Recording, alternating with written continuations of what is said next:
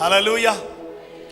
ஆண்டவரும் இந்த உலகத்தின் இரட்சகருமாயிருக்கிற இயேசு கிறிஸ்துவின் ஈடு இணையற்ற நாமத்தினாலே கூடி வந்திருக்கிறவங்க அத்தனை பேருக்கும் என்னுடைய உள்ளத்தின் ஆழத்திலிருந்து வாழ்த்துக்களை கொண்டு வருகிறேன். கர்த்தர் உங்களையும் உங்கள் குடும்பங்களையும் அதிகமாய் ஆசீர்வதிப்பாராக. ஹல்லேலூயா. விசேஷமாக இந்த அழைப்பை கொடுத்த ஆண்டவருக்கு முதலாவது நன்றியும், இந்த இடத்திற்கு அன்போடு அழைத்த அன்பு தகப்பனாருக்கு, தம்பி சாம்க்கு, பென்னிக்கு, மெல்கிக்கு, எல்லாருக்கும் குடும்பங்களுக்கும் நான் நன்றியை தெரிவித்துக் கொள்கிறேன். கர்த்தர் நம்மை ஆசீர்வதிப்பாராக. ஹல்லேலூயா. இந்த உறவு இருக்கு பார்த்தீங்களா, நம் அனைவருக்குள்ள ஒரு உறவு, அதுதான் உண்மையான ரத்த சம்பந்தமே. ஒரு ஸ்தோத்திரம் சொல்லுங்களேன். நம்ம நிறைய ரத்த சம்பந்தங்கள் நம்ம ஊர்ல நம்ம கூட நம்ம பக்கத்திலேயே இருப்பாங்க. ஆனால் அதைவிட ஒரு உயர்ந்த விலையேற பெற்ற உறவு இங்க சபையில் இருக்கிற உங்களுக்கும் எனக்கும் நமக்கும் தான் ஆண்டவர் கொடுத்திருக்கிறார். ஹல்லேலூயா. ஒருவரை ஒருவர் வேதனைப்படுத்தும்படி அல்ல, ஒருவரை ஒருவர் தூக்கி எறிந்து பேசும்படி அல்ல, ஒருவருக்காய் ஒருவர் ஜெபித்து, ஒருவரை ஒருவர் தேற்றி, ஒருவரை ஒருவர் பரிசுத்த பாதையில் நடத்தி, ஒருவரை ஒருவர் அன்பினாலே அணைத்து கொண்டு, ஒருவரை ஒருவர் நேசித்து பரலோகத்திற்கு நாம் அழைத்து சொல்லும்படி அவருடைய தூய இரத்தத்தினால கழுவப்பட்ட ஒரே குடும்பத்தின் பிள்ளைகளாகவும் இரத்த உறவுகளாகவும் ஆண்டவர் நம்மை மாற்றி இருக்கிறார். எத்தனை பேர் ஆமேன் சொல்ல விரும்புறீங்க? உங்களுக்கெல்லாம் டவுட்டா இருக்கிறா? பக்கத்தில் உட்கார்ந்து சொல்லுங்க, நம்ம தான் ரத்த சம்பந்தம் அப்படின்னு சொல்லுங்க. ஹல்லேலூயா. எல்லா ரத்தமும் பாவத்தில் பிறந்தது, ஒரே ஒருவருடைய ரத்தம் தான் பரிசுத்தமாய் பிறந்தது. அந்த ரத்தம் தான் நம்முடைய பாவ கரைகளையும் நீக்கி பரிசுத்தம் உள்ள பாதையிலே நடத்துகிற ரத்தமாய் இருக்கிறது. ஹல்லேலூயா.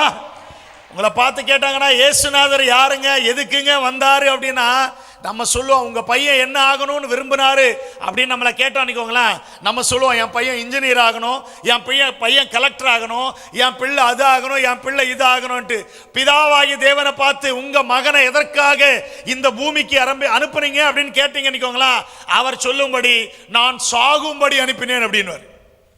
என்னங்க கேட்கறதுக்கே வித்தியாசமா இருக்கா? உண்மை அதுதான். நான் சாகும்படி தான் அனுப்பினேன். ஏனென்றால் என் மகனுடைய மரணத்தில் தான் என் மகனும் மகளும் ஆகிய உங்களுக்கு நித்திய ஜீவன் மறைந்திருக்கிறது.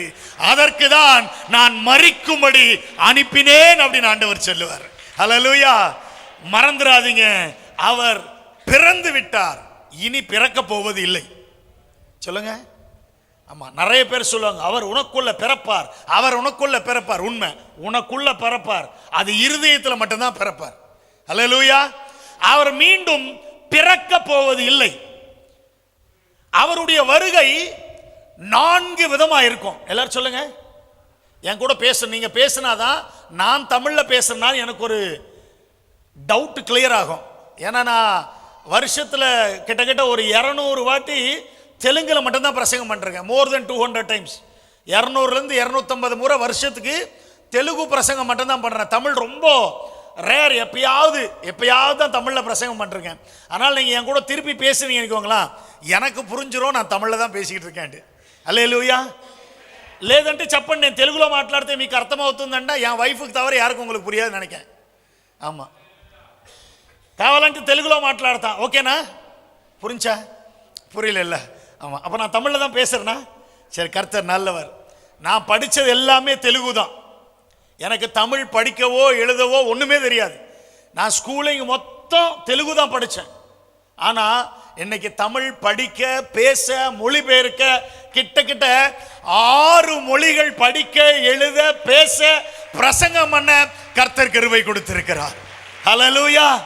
ஆமா, இந்தியால எந்த மூலைக்கு போனாலும் இயேசுவோடைய சுத்த கிருபையில நமக்கு டிரான்ஸ்லேட்டர் வேணாம், நம்மளே பேசிடுவோம். ஆவியானவர் உள்ளிருந்து பேசிக்கிட்டே இருப்பாரு, வெளியே அந்த வார்த்தை வந்துகிட்டே இருக்கும். இன்னைக்கும் நிச்சயமாய் ஆவியானவரே நம்மளோட பேசுவாராக. ஹல்லேலூயா. உங்களெல்லாம் பார்த்தா ரொம்ப சோகமா இருக்கிறீங்க. அப்ப கூட ஒரு கூட்டம் சோகமா தான் இருந்தாங்க. எப்போ எப்போ இயேசு பிறக்கிறதுக்கு முன்னாடி வரைக்கும், இயேசு பிறக்கிறதுக்கு முன்னாடி வரைக்கும் என்னன்னா அவங்க எல்லாருக்கும் சோகம். ஏன் சோகம் தெரியுங்களா? யோவான் 10ஆம் அதிகாரம் 10ஆம் வசனம் சொல்லுகிறது. ஒரு வாசிங்க. யோவான் 10ஆம் அதிகாரம் 10ஆம் வசனம். டக்குன்னு மனப்பாடமா சொல்லியிருப்பீங்கன்னு நினைச்சேன். ஆமா. திருடன் திருடவும் கொல்லவும் அழிக்குமே என்று வேற ஒன்றுக்கும் வரான். நானும் அவைகளுக்கு ஜீவன் உண்டாயிருக்கவும் அது பரிபூர்ணப்படவும் வந்தேன். பிரியமான தேவ பிள்ளைகளே, ஒருவன் என்ன பண்ணா அப்படின்னா, ஜனங்களை கர்த்தர் பூமியில எதற்காக பிறக்க வைத்தாரோ, ஏன் அவர் சிருஷ்டித்தாரோ, அவர் சிருஷ்டித்ததின் நோக்கத்தையும் அவர் சிருஷ்டித்ததின் சித்தத்தையும் அவர் எதிர்பார்த்த எதிர்பார்ப்பையும் ஜனங்கள் நிறைவேற்ற கூடாது என்று ஒருவன் இருந்தான். அவன் பேர் தான் இங்க எழுதப்பட்டிருக்கு. என்னன்ட்டு? திருடன். எல்லாரும் சொல்லுங்க. திருடன். திருடன் ஒண்ணு உண்மை பேசுவானா? சொல்லுங்க. திருடனை பார்த்து ஏண்டா திருட, நீதானா திருட என்ன சொல்லுவான்? எடுத்த உடனே நான் தான் திருடேன், அடியேன் இருக்கிறேன் அப்படின்னு சொல்லுவானா? கண்டிப்பா சொல்ல மாட்டான். என்ன சொல்லுவான்? திருடனுக்கு என்ன தெரியாது தெரியுமா?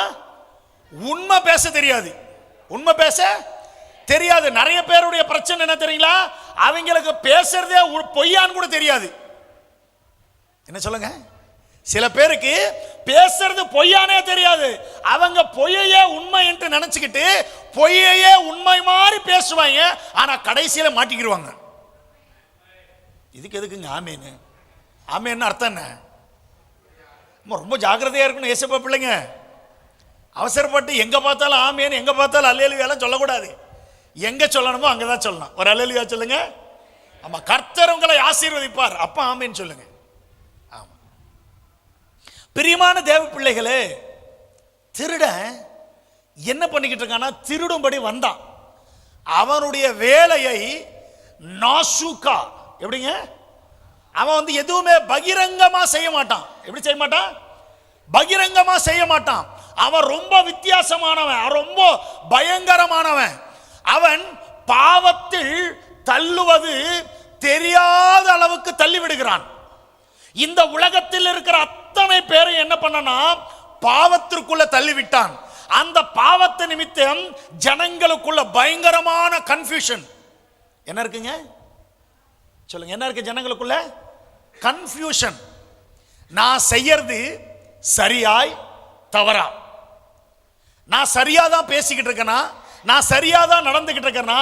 சரியா இருக்கிறதையும் போலவும் இருக்கிறது, சில நேரத்தில் சரியில்லாமல் இருக்கிறதை போலவும் இருக்கிறது என்று ஒரு கன்ஃபியூஷனுக்குள்ள கொண்டு இந்த திருடன் கொண்டு போய் நிப்பாட்டிட்டான். இவன் நிப்பாட்டின உடனே உலகமே ஆடி கிடக்கிறது. ஆனால் அவர்கள் அத்தனை பேருக்கும் ஒரு வார்த்தை மட்டும் கொடுக்கப்பட்டிருக்கிறது. ஒருவர் வருவார் ஜனங்களை ரட்சிக்கும்படி, ஒருவர் வருவார் நம்முடைய பாவங்கள் இருந்து விடுதலையாக்கும்படி, ஒருவர் வருவார் நம்முடைய கன்ஃபியூஷன் எல்லாம் மாற்றி கிருபைக்குள்ள கொண்டு செல்லும்படி என்று அவர்கள் காத்திருந்தார்கள் காத்திருந்தார்கள் காத்திருந்தார்கள். காத்திருந்த போதிலும் அவருடைய வருகைக்காக, பழைய ஏற்பாட்டில் பார்த்தீங்கன்னா எகிப்தின் ஜனங்களும் என்ன பண்றாங்க? அடிமைத்தனத்தில் காத்திருக்கிறாங்க. அவங்களுக்கும் சொல்லப்பட்டுச்சு ஒரு மனுஷனை குறித்து. யாரை பத்தி? கொஞ்சம் பேசுங்க. பழைய ஏற்பாட்டில் ஒரு மனுஷனுடைய வருகைக்காக எகிப்தில் அடிமைத்தனத்தில் காத்திருந்தாங்க. யாருக்காக? மோசேக்காக. ஆனா அவருடைய பேர் சொல்லப்பட்டுச்சா? இல்ல. ஒரு வருவார் அப்படின்னு காத்திருந்தாங்க. இங்கேயும் பார்த்தீங்கன்னா புதிய ஏற்பாட்டில் அதே போல காத்திருக்கிறார்கள்.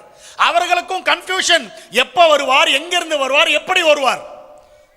அங்க அவர்களை காப்பாற்ற வந்த மோசே பிறக்கும் பொழுதும் பல பிரச்சனைகள். இங்கே நம்மை காப்பாற்றும்படி இந்த உலகத்தில் பிறக்க வந்த இயேசுவின் நேரத்திலும் பயங்கரமான கன்ஃபியூஷன். அந்த இடத்திலும் அந்த ரட்சகர் பிறப்பார் என்று அறிந்தவுடனே அங்கேயும் மரணத்தின் செய்திகள் கேட்கும்படி பிள்ளைகளை கொலை செய்ய ராஜா கட்டளையிட்டான். இங்கே இயேசுவின் பிறப்பின் நேரத்திலும் பிள்ளைகளை கொல்லும்படி ராஜா கட்டளையிட்ட சூழ்நிலை. ஏறத்தாழ இந்த இடத்திலும் அடிமைத்தனம், இந்த இடத்திலும் அடிமைத்தனம். இந்த இடத்துல உள்ள அடிமைத்தனம் எப்படி இருக்க? கண்ணா ராஜாவின் கைக்கு அடிமைத்தனம். இங்கே பார்த்தீங்க என்றால் சாத்தானுடைய அடிமைத்தனத்திற்குள்ளே அடிமைத்தனம். ஆனால் ரெண்டு பக்கமும் ஒரு ஏக்கம், ரெண்டு பக்கமும் ஒரு எதிர்பார்ப்பு. யாராவது சபைக்குள்ள நம்ம எதிர்பார்ப்புலாம் வந்திருக்கிறோமா? சொல்லுங்க. அங்க எதிர்பார்ப்பே இல்லாம சர்ச்சுக்குள்ள வந்தோம் அப்படின்னு யாரும் சொல்லுவோமா? இல்ல. எல்லாருக்குமே ஒரு எதிர்பார்ப்பு. எதிர்பார்ப்பு வசனம் சொல்லுகிறது, விரும்பினது வரும்பொழுதோ ஜீவ விருட்சம் போல இருக்கும். காத்திருத்தல் என்ன பண்ணுமா? இருதயத்தை இளைக்க பண்ணும், கன்ஃபியூஷனுக்குள்ள கொண்டு போய் வைக்கும், நம்ம இருதயத்தை ஒரு சோர்வுக்குள்ள கொண்டு போய் வைக்கும். நீங்களும் நானும் பல நேரத்தில் பல விஷயங்களுக்காக ஜெபம் பண்ணுவது உண்டு. கொஞ்சம் லேட் ஆயிடுச்சு, தாமதம் ஆயிடுச்சு அப்படின்னா நம்மளால தாங்க முடியாது. நமக்கு வலிக்கும், வேதனை வரும், சந்தேகம் வரும், அவிசுவாசம் வரும், பயம் வரும், புலம்ப ஆரம்பிச்சிரும், கண்ணீர் சிந்த ஆரம்பிச்சிரும். இன்னைக்கு ஒரே ஒரு வார்த்தை சொல்றேன். இந்த கிறிஸ்துமஸ் நாளிலே ஆண்டவர் தீர்க்க தரிசனமாய் உங்களை பார்த்து சொல்லுகிறார். 1 சாமுவேல் 30ஆம் அதிகாரம் 8ஆம் வசனத்தின்படி, என் ஆண்டவர் இல்லாதவைகளையும் இழந்தவைகளையும் எதிர்பார்த்து கொண்டிருக்கிறவர்களையும் கர்த்தர் எல்லாம் திரும்பி உங்களுக்கு கொடுக்க போகிறார். இன்றைக்கு எழுதி வைத்துக் கொள்ளுங்க. நான் இந்த வசனத்தை எடுத்துட்டு கூட வரல, என்னுடைய காதுகளை ஆவியானவர் துவனிக்க பண்ணி கொண்டிருக்கிறார். நான் சொல்லிக் கொண்டிருக்கிறேன், இல்லாதவைகளையும் இழந்தவைகளையும் நீங்கள் எதிர்பார்த்து கொண்டிருக்கிறது, அது சிறியதோ பெரியதோ எதுவா இருந்தாலும் இந்த கிறிஸ்துமஸ் நாளிலே என் கர்த்தருடைய ஆவியானவர் தீர்க்க தரிசனமாய் சொல்லுகிறார், உங்களுக்கு அத்தனையும் ஆம் என்றும் ஆமென் என்றும் இன்றே நீங்கள் திருப்பி கொள்ளுகிற ஒரு அபிஷேகத்தால் நிரப்பி, நீங்களே எல்லா நாமத்திற்கும் மேலான இயேசுவின் நாமத்தில் பெரும்படி என் ஆண்டவருடைய கிருபை உங்கள் மேல் இன்றைக்கு பொழிந்தருளுகிறார். ரிமாலா ஷகா துராமா அந்துலா. பக்கத்துக்கு பார்த்து சொல்லுங்க, நீங்களே திருப்பிக்கிட போறீங்கன்னு சொல்லுங்க.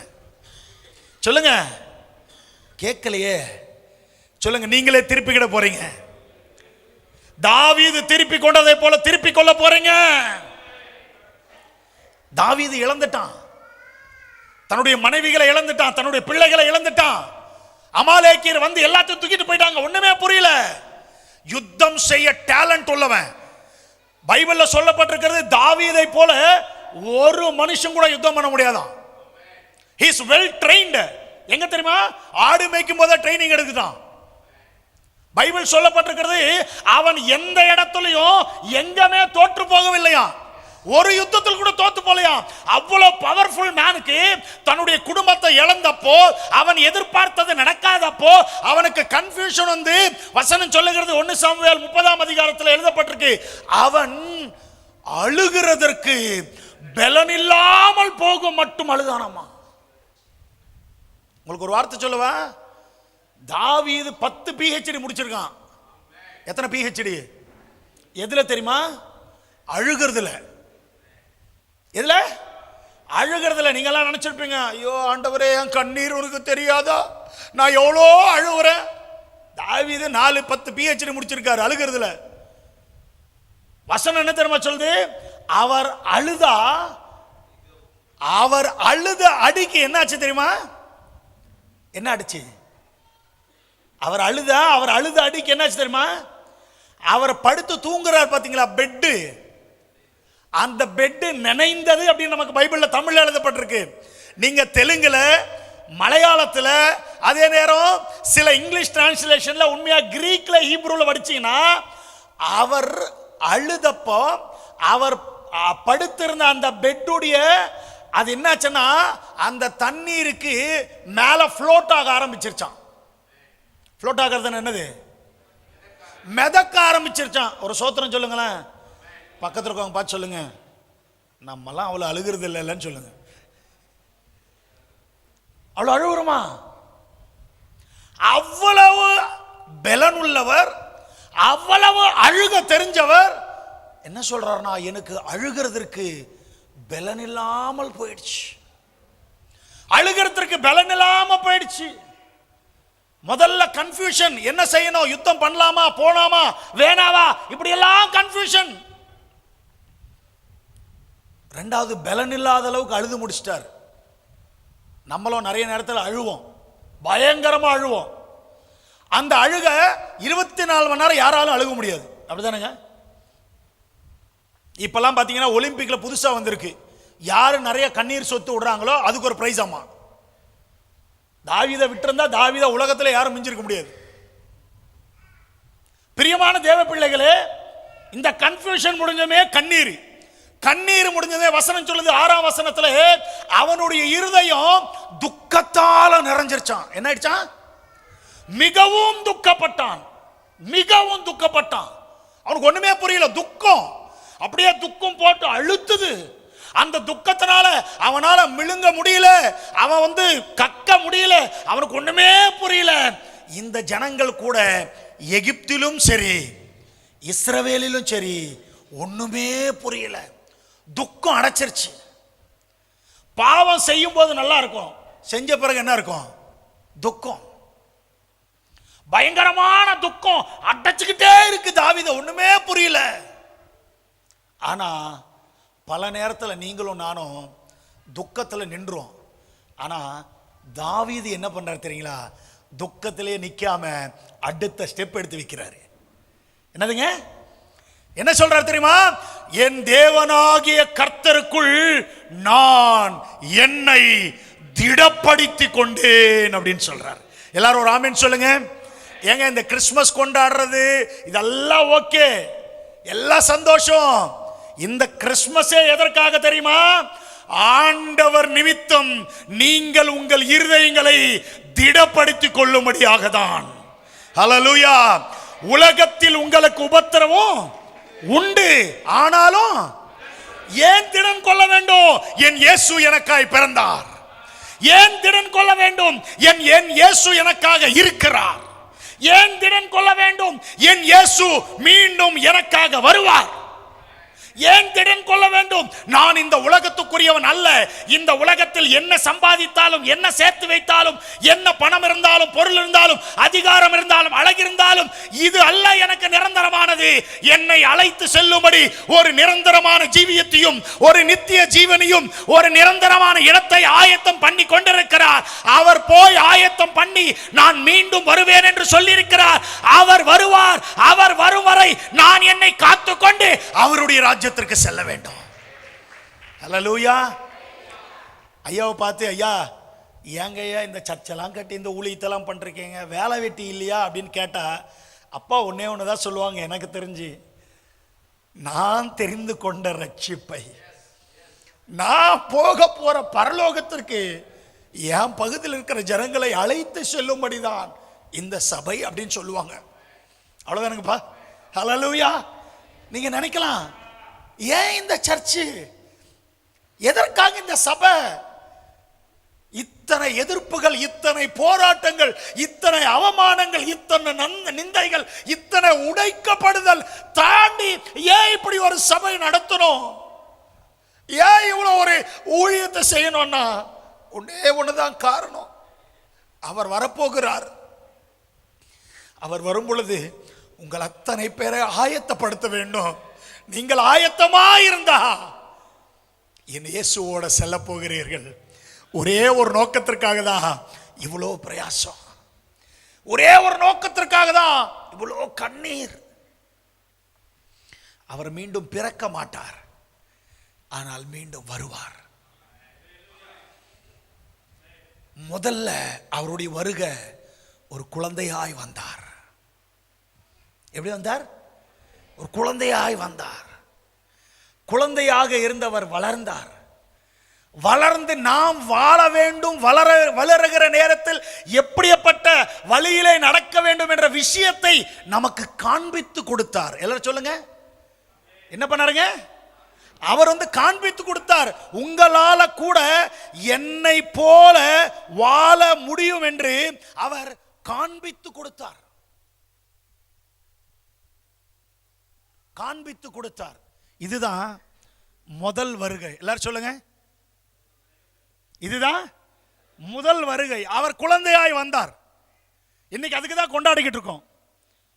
அவர் குழந்தையாய் வந்தவர் குழந்தையாகவே இருந்தாரா? இல்ல, வளர்ந்தார். வளர்ந்த பிறகு அவர் அற்புதங்களை செய்தார், அதிசயங்களை செய்தார். ஜனங்களுக்கு தம்முடைய அன்பை வெளிப்படுத்தினார்.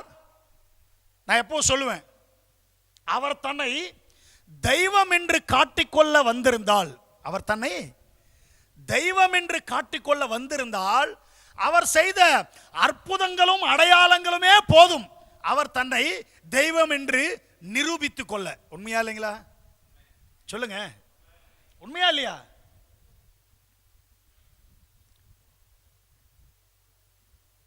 போதும், அதுவே போதுமானது. ஆனா அவர் தன்னை தெய்வமாய் காட்டிக்கொள்ள வரவில்லை. அவர் உங்களையும் என்னையும் பரத்திற்கு சேர்க்கும்படி வழிகாட்டி, வழியிலே நடந்து வழிகாட்டி, மீண்டும் அவர் போய் இடத்தை ஆயத்தம் பண்ணி நம்மை வந்து அந்த வழியில் நடக்கிறவர்களை அழைத்து செல்லும்படி விரும்பினார். அல்லேலூயா. யாராவது ஏங்க நீங்க ஏசாமி கிட்ட போறீங்க, ஏங்க சர்ச்சுக்கு போறீங்கன்னா, ஏங்க எனக்கு பயங்கர இடுப்பு வலிங்க, சர்ச்சுக்கு போனதுலேருந்து குறைஞ்சிருச்சு. எனக்கு பயங்கர கால் வலிங்க, சர்ச்சுக்கு வந்ததுனால எனக்கு கால் வலி குறைஞ்சிருச்சு, எனக்கு கேன்சர் குறைஞ்சிருச்சு, எனக்கு டிரான்ஸ்ஃபர் வந்துருச்சு, எனக்கு வேலை கிடைச்சிருச்சு. ஓகே, நீ உள்ள எதுக்கு வந்தன்றது விஷயமே கிடையாது.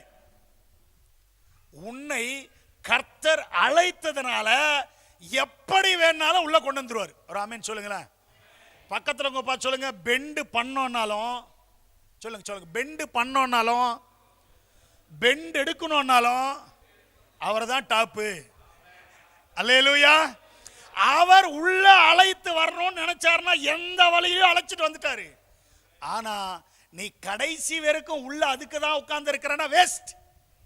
உள்ள வந்த காரணமே, இந்த வேதத்தை கையில பிடிச்ச காரணமே அந்த உள்ள போறதுக்காக மட்டும்தான். இந்த சர்ச்சு, இந்த ஊழியம், இந்த கண்ணீர், இந்த பிரயாணம் எல்லாமே கேட்டா என்னன்னா, இங்க எதுவும் இல்லைங்க, அங்க போறதுக்குங்க. ஹல்லேலூயா. கிறிஸ்தவமே இங்க கிடையாது. இயேசு வாழ்ந்து காட்டினதை போல உங்களையும் என்னை வாழ்ந்து காட்டும்படிதான் ஆண்டவர் முன்னாடியே அழைச்சிருக்கிறார். அவ்வளவுதான். ஹல்லேலூயா. முதல் வருகை குழந்தையாய் பிறந்தார். ஏன் பிறந்தார் என்றால், திருட நம்ம வாழ்க்கை தரத்தை வேற மாதிரி மாத்திட்டான். சாஸ்திரங்களுக்குள்ள, சம்பிரதாயங்களுக்குள்ள கொண்டு போயிட்டான். தெரியுமா? நிறைய கிறிஸ்தவ கல்யாணங்களை தான் நாள் பார்க்கறது, நட்சத்திரம் பார்க்கறது, ஜாதகம் பார்க்கறது. யாரு பேர் என்னது? கிறிஸ்தவன். அதை பாரு, இதை பாரு, ஜாதியை பாரு, பணத்தை பாரு, சித்தத்தை பாருன்னு சொல்றத மத்தத்தை பாருன்னு சொல்றவங்க நிறைய ஆயிட்டாங்க. திருடிட்டான். அவன் என்ன ஒரு மைண்ட் செட் கொண்டு வந்துட்டான் கிறிஸ்தவங்களுக்குள்ள, நீ இப்ப பண்ணிக்கிட்டு இருக்கிற பாத்தியா, இது கரெக்ட் தான், நீ செய்யறது தப்பு கிடையாது, நீ இப்படியே போ, இப்படியே வாழு, இப்படியே இரு, இப்படியே இரு, மற்றவங்க மாதிரியே இரு, மற்றவங்களோட சேர்ந்து அனுசரிச்சுட்டு வாழு. நிறைய பேருடைய வாழ்க்கை என்ன தெரியுமா? அண்டி வாழ்றது, ஒட்டி வாழ்றது. ஏங்க வசனம் சொல்லுகிறது, அவரை அண்டி கொள்ளுகிறவர்கள். நம்மளெல்லாம் ஆண்டவர் என்ன பண்றாரு தெரியுங்களா? வேறு பிரிச்சுட்டாரு. we are separated, we are chosen. நம்மள ஆண்டவர் பிரிச்சு எடுத்துட்டாரு. எல்லாரோட எல்லாரை போல, எல்லாரோட எல்லா விதமான வாழ்க்கை வாழும்படி கர்த்தர் இந்த பூமியில வரல. உங்களையும் என்னையும் இந்த உலகத்தை சாத்தான் திருடி விட்டானே, அவனுடைய பிடியிலிருந்து விடுதலையாக்கும்படி. நான் சொல்றேன், இன்றைக்கு இந்த கிறிஸ்மஸ்ல ஒருவேளை ஏதாவது பாரம்பரியங்கள் உங்களை பிடித்து வைத்திருக்கும் என்றால் என் கர்த்தர் இன்றைக்கு விடுதலையாக்குவாராக. உங்கள் பாரம்பரியத்தை நீங்கள் விடுவதனால உங்களுக்கு நெருக்கங்களை யார் கொடுப்பார்கள் என்றாலும் இயேசு கிறிஸ்துவின் நாமத்தில் சொல்லுகிறேன், அவர்களே உங்கள் பட்சத்தில் வருவார்கள், வருவார்கள், வருவார்கள். இன்னைக்கு நான் தீர்க்க தரிசனமா சொல்றேன், உங்கள் உறவுகளும் உங்கள் ஜனங்களும் இனி யார் உங்க பின்னாடி இந்த உண்மையான சத்தியம் இருக்கிற ஆலயத்துக்குள்ள வரல, உங்களையே தடை பண்றாங்களோ, இன்னைக்கு நான் கர்த்தருடைய தீர்க்கதரிசியா சொல்றேன், நீங்க ஒரு கல்லுல பதிச்சு வச்சுக்கிடுங்க. அடுத்த வருஷம் உட்கார்றதுக்கு இடம் இல்லாத போகும் அளவுக்கு என் ஆண்டவர் சபையை நிரப்ப போறாரு. ரெக்கார்ட் ஆயிட்டு இருக்கு, அப்படியே வச்சுக்கிடுங்க. இந்த ரெக்கார்டு அப்படியே வச்சுக்கிடுங்க. இயேசு கிறிஸ்துவின் நாமத்தில் உங்கள் வீடுகள் தோறும் ஜெபங்கள் நடக்க போகிறது. உங்களை சுற்றி இருக்கிறவர்கள் ரட்சிக்கப்பட்டு இந்த உலகத்துக்குரியவர்களை மறந்து மேலானவைகளை நாடி இந்த சபைக்குள்ள வந்து அந்த முழுமையான ரட்சிப்பையும் ஞானஸ்தானத்தையும் அபிஷேகத்தையும் பெறப்போகிறார்கள். நான் கர்த்தருடைய தீர்க்கதரிசியா சொல்றேன், இந்த தீர்க்க தரிசனம் அப்படியே நிறைவேற போகுது. ஆன் ரெக்கார்ட் நான் சொல்லிட்டு இருக்கேன். எழுதி வச்சுக்கிடுங்க. நெக்ஸ்ட் கிறிஸ்மஸ் இப்படி இருக்காது, உட்கார இடம் இருக்காது. சொல்லுங்க, உட்கார இடம் இருக்காது. எல்லாரும் சொல்லுங்க, உட்கார இடம் இருக்காது. உனக்கு பதிலாய் ஜாதிகளையும் ஜனத்தையும் கொடுப்பேன் அப்படின்னு சொல்லி இருக்கிறார். ரிபாலா ஷேகே மேஹேந்தோலோ ரெகேடே ஹேதோலோ ரிபாலா மாஷபாலா துராவா. இதுதான் முதல் வருகையின் நோக்கம். உன்னுடைய பாரம்பரியத்தை உடைப்பார். நீ பின்பற்றி வந்த பல தேவையற்ற கிரியைகளை உடைப்பார். உடைப்பார் உடைப்பார். கலெக்டர் கையெழுத்து போட வேண்டிய இடத்துல கலெக்டர் மட்டும்தான் போடணும். கலெக்டர் அம்மா, கலெக்டர் அப்பா எல்லாம் போட்டா வேலை நடக்காது. சோத்திரம் சொல்லுங்க. அம்மா இங்க அம்மா இல்லாம கலெக்டர் வந்தாரான்னு கேட்டா, கலெக்டருக்கு கொடுக்கப்பட்ட வேலை கலெக்டருக்கு தான். அம்மா பெத்தெடுத்து படிக்க வச்சு வேலைக்கு அனுப்புற வரைக்கும் தான் அம்மா வேலை. அம்மா வேலை எல்லா இடத்திலும் வேலை நடக்காது. ஒரு சோத்திரம் சொல்லுங்க. இயேசுவானவர் செய்ய வந்ததை அவர்தான் செய்ய முடியுமே தவிர, அவர்தான் ரட்சிப்பை கொடுக்க முடியுமே தவிர யாரு பார்த்தா அவர்கள் கொடுக்க முடியாது. ஹல்லேலூயா சொல்லுங்க, ஹல்லேலூயா சொல்லுங்க, ஹல்லேலூயா. நான் கோயம்புத்தூர்ல இருந்து கார்ல வந்தேன்னு சொல்லி காரை இங்க நின்று பிரசங்கம் பண்ண சொல்ல முடியாது. சாமியல் பீட்டர் காரணியாலேருந்து இவ்வளோ தூரம் வந்திருக்காருன்னா கார் தான் பத்திரமா கூட்டு வந்திருக்கு, அதனால காரு பிரசங்கம் பண்ணிட்டோம். கார் சொன்னா நாங்கள் கேட்குறோன்னா முடியாது. என்னை தூக்கிட்டு வர்றது மட்டும்தான் காரு வேலை. பிரசங்கம் பண்ண வேண்டியது என்னுடைய வேலை. விடுதலை கொடுப்பதும் பரலோகம் சேர்ப்பதும் என் இயேசு கிறிஸ்துவை தவிர வேற யாரும் இல்லை, வேற எவராலும் முடியாது. ஹல்லேலூயா சொல்லுங்க, ஹல்லேலூயா. இன்னைக்கு ஆவியானவர் மீண்டும் மீண்டும் சொல்றாரு, உங்களை கொண்டு இன்னைக்கு ஒரு எழுப்புதல் ஸ்டார்ட் ஆக போகுது. வீடுகள் தோறும் அப்பம் பிட போகிறீர்கள். சொல்லுங்க, வீடுகள் தோறும் அப்பம் பிட போகிறீர்கள். உங்க வீடுகளே சபைகளாய் மாறப்போகுது. சொல்லுங்க, உங்க வீடுகளே சபைகளாய் மாறப்போகுது. என் கர்த்தர் ஆயிரக்கணக்கில் கொண்டு வர போறாரு. நான் இன்னொரு வார்த்தையை சொல்ல விரும்புறேன். ஆவியானவர் சொல்லிட்டு இருக்கிறாரு, நான் சொல்லவா? நீங்களே உங்கள் சொந்த வாகனங்களை வைத்து ஜனங்களை கூட்டிட்டு வந்து சபைக்குள்ள சேர்க்க போறீங்க. உங்கள் அத்தனை பேருக்கும் ஆண்டவர் 4 சக்கர வாகனம் தர போறாரு. ஆமென் சொல்லுங்க. நம்ம சபைக்கு ஆண்டவர் சீக்கிரமா ஒரு பெரிய டெம்போ டிராவலர் மாதிரி ஆண்டவர் தர போறாரு. ஜனங்களை அழைச்சிட்டு வந்து குமிக்க போறோம்.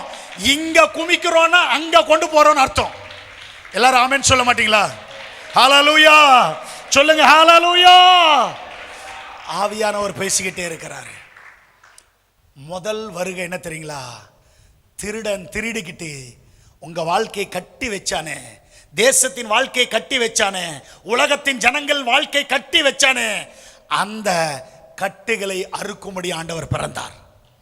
ஆமென் ஹல்லேலூயா. லூக்கா சுவிசேஷம் 2ஆம் அதிகாரம் 10ஆம் வசனம் 11வது வசனத்தை வாசிப்போம். தேவதூதன் அவர்களை நோக்கி, பயப்படாதிருங்கள், இதோ எல்லா ஜனத்திற்கும் மிகுந்த சந்தோஷத்தை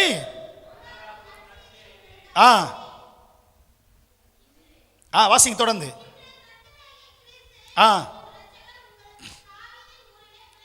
போதுங்க. ஹல்லேலூயா.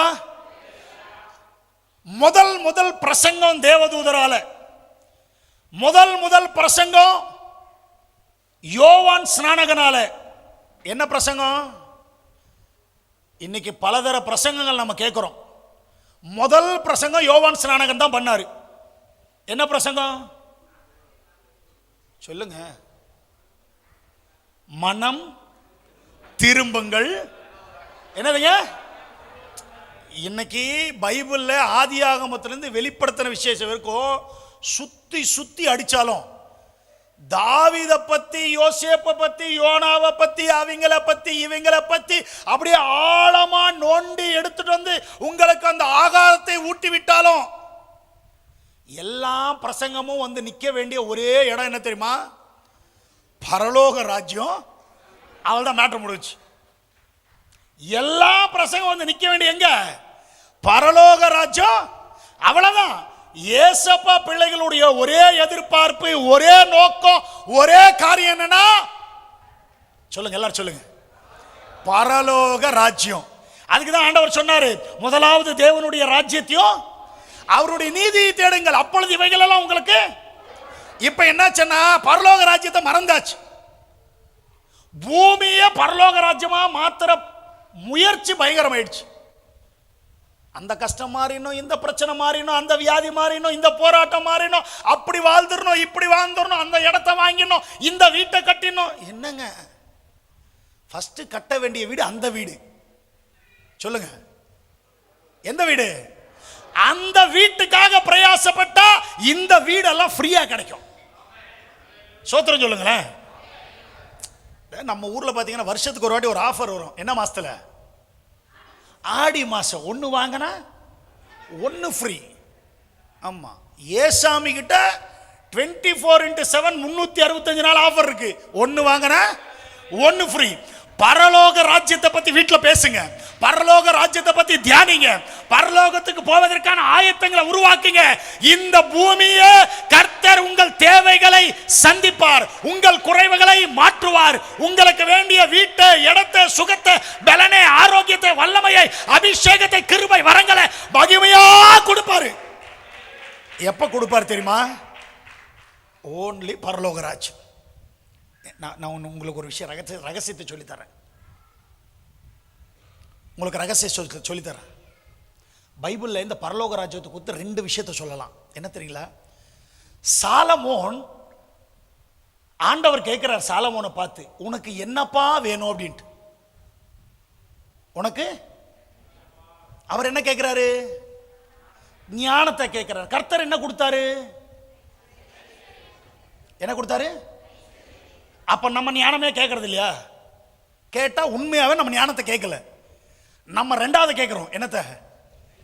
கேட்காம கொடுத்ததை கேட்கிறமே தவிர, கேட்காம கொடுத்ததை கேட்கிறமே தவிர கேட்க வேண்டியதை கேட்கல. சரி, ஞானத்தை கேட்டவங்களும் இருப்பீங்க. ஆனா உண்மையாவே ஆசீர்வாதம் வந்திருக்கா? சொல்லுங்க, வந்திருக்கா? ఏమండి నేను మాట్లాడేది మీకు అర్థం అవుతుందా లేదా అండి? இப்பயும் புரியலையா? நான் பேசுறது புரியுதா இல்லையான்னு தெலுங்குல கேட்டேன். மனசிலாயோ? பின்ன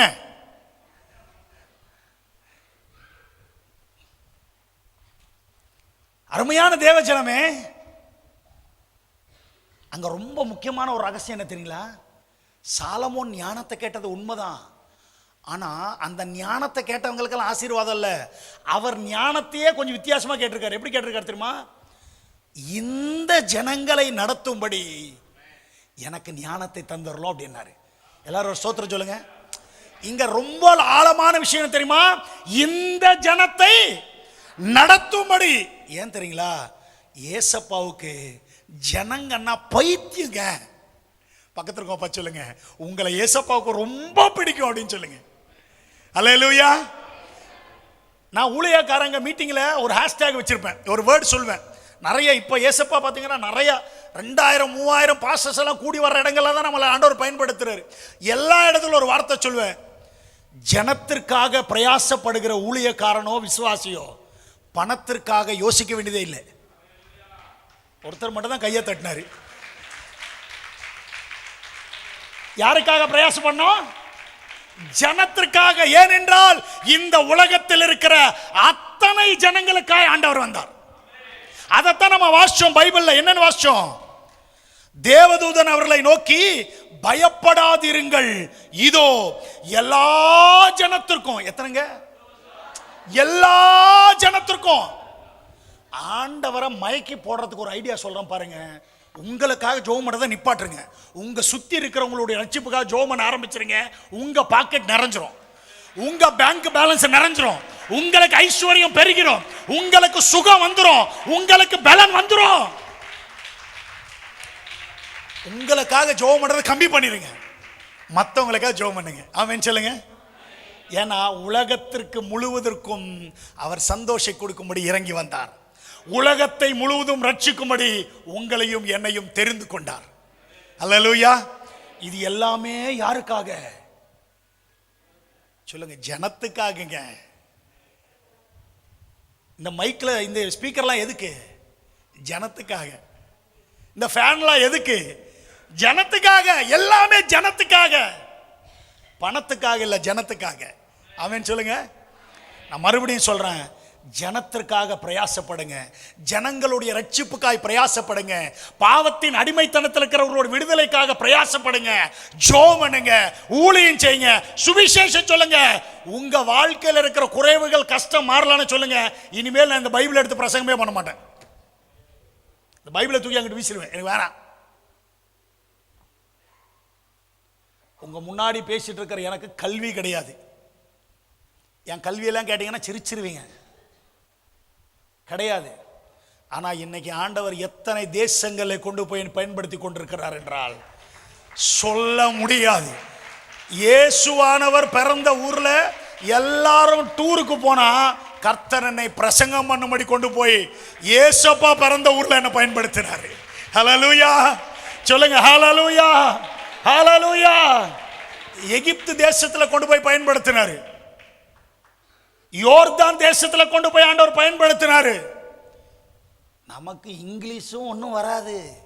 நான் தான் சொல்றேன்ல, எனக்கு ஒன்றும் அசிங்கமா எல்லாம் இல்லை, என்கிட்ட கல்வி இல்லை, ஆனா கிருபை இருக்கு, கிருபை இருக்கு. அந்த கிருபை தேசத்தின் எல்லைகள் வரை கொண்டு போக ஆரம்பிச்சிருச்சு. ஆமென். நான் மறுபடியும் சொல்றேன், கிருபையை சேர்த்து வையுங்கள், கிருபையை சேர்த்து வையுங்கள். அந்த கிருபை உங்களுக்கு தேவையான நேரத்தில் தேவையான அளவுக்கு பெருக்கத்தையும் ஆசீர்வாதத்தையும் சுகத்தையும் பலனையும் கொடுத்து உங்களை வல்லமையான கருவிகளாய் பயன்படுத்தி நிறுத்தும். ஹல்லேலூயா. பக்கத்துல கையை பிடிச்சு சொல்லுங்க, பேங்க்ல காசு இல்லையா? சொல்லுங்க, பேங்க்ல காசு இல்லையா? வீட்டில் காசு இல்லையா? பாக்கெட்ல காசு இல்லையா? கவலை வேணாம். நீ கவலைப்பட வேண்டியது கிருபை இல்லைன்னா மட்டும்தான் கவலைப்படணும்னு சொல்லுங்க. அல்லேலூயா. ஏங்க நான் உள்ளத்துல இருந்து சொல்றேன், உண்மையாவே சொல்றேன். அந்த கிருபை எப்படிப்பட்ட தெரியுங்களா? உன் தாகத்திற்கு தண்ணீரை போன்றது, உன் சுவைக்கு பிரியாணியை போன்றது, உன் பசிக்கு உணவை போன்றது, உன்னுடைய பிரயாணத்திற்கு பாதுகாப்பை போன்றது, உன்னுடைய வாழ்க்கைக்கு எல்லாவற்றுக்கும் எல்லாவுமா இருக்கிறது. கிருபை மட்டுமே, கிருபை மட்டுமே, கிருபை மட்டுமே. அந்த கிருபையை கொடுக்கும்படிதான் இயேசுவானவர் இந்த பூமிக்கு வந்து தன் ஜீவனை கொடுத்தார். ஆமென். ஒரு அல்லேலூயா சொல்லுங்க. முதலாவது பரலோக ராஜ்யத்தை பத்தி யோசிச்சு அதற்காக பிரயாசப்பட்டீங்கன்னு உங்க வாழ்க்கையில் இருக்கிற கட்டுகள்லாம் அறுந்துரும். ஏன்னா அவர் பரலோகத்திற்கு அழைத்து செல்லும்படி தான் வந்தார், அதற்கு வழிகாட்டும்படி தான் வந்தார். எப்பயாவது யோசிச்சிங்களா? ஏங்க அவர் இப்போ நான் ஒரு பெரிய பணக்காரனா என்னை காட்டிக்கணும் அப்படின்னு நினச்சிக்கொடுங்க. ஒரு எக்ஸாம்பிள், ஏசாமி தன்னை பெரிய தெய்வம் என்று காட்டிக்கணும்னு வச்சுக்கிடுங்க. நான் என்ன பண்ணலான்னா, நல்ல ஒரு கோட்டு ஷூட்டெல்லாம் போட்டு பயங்கரமாக ரெடி ஆகிட்டு 10 கையில் 10 ஓந்திரம் பெரிய பிரேஸ்லெட்லாம் போட்டு பயங்கரமாக வந்து நின்று உடனே நீங்கள்லாம் பேசிக்கிறீங்க, ஆஹா பாஸ்டர் பெரிய ஆளாக இருப்பார் போல, பேசுமா இல்லையா? அவ்வளோதானங்க, ஈஸி. அப்போ ஏசப்பா கூட அவரை தெய்வமாக காட்டிக்கணும் அப்படின்னு நினச்சிருந்தாருன்னா அவரை தெய்வமாக காட்டுறது ரொம்ப ஈஸி. தெரிஞ்சிருச்சு அவர் தெய்வம், தெய்வகுமார் என்று எல்லாருக்கும் தெரிஞ்சிருச்சு. அப்ப ஏன் மறிக்கணும்? சரி, மறிக்கிறவராவது மாமூலா மறிக்கலாமே, எல்லாரும் சாகிற மாதிரி அவரும் சாகலாமே. ஆனா அவர் சாகல. அப்படியெல்லாம் அவ்வளோ அத்தனை அடி எதுக்கு? அத்தனை வேதனை எதற்கு? அவருடைய சரீரத்தில் இருக்கிற கடைசி சொட்டு ரத்தம் இருக்கும், ஏன் சிந்தணும் அப்படின்னா ஒன்னே ஒண்ணுதான், ரத்தம் சிந்துதல் இல்லாமல் பாவ மன்னிப்பு இல்லை. அவர் பிறந்தாரு அப்படின்ற ஒரு கொண்டாட்டத்தை விட அவர் பிறந்து மரித்து ரத்தம் சிந்ததினால நமக்கு வந்த மகிழ்ச்சி தான் பெருசு. அல்லேலூயா, அல்லேலூயா, ஹல்லேலூயா. அவர் பிறந்தார் அப்படின்னு எல்லாரும் பேசிக்கிறாங்க. ஆனா அவர் பிறந்ததை அனுபவிக்கிறவர்கள் சில பேர் மட்டும்தான், சில பேர் மட்டும்தான். அதுக்குதான் வெளிப்படுத்தின விசேஷம் 2ஆம் அதிகாரம் 25ஆம் வசனத்தை வாசிச்சு பாருங்க. வெளிப்படுத்தின விசேஷம் 2ஆம் அதிகாரம் 25வது வசனம்.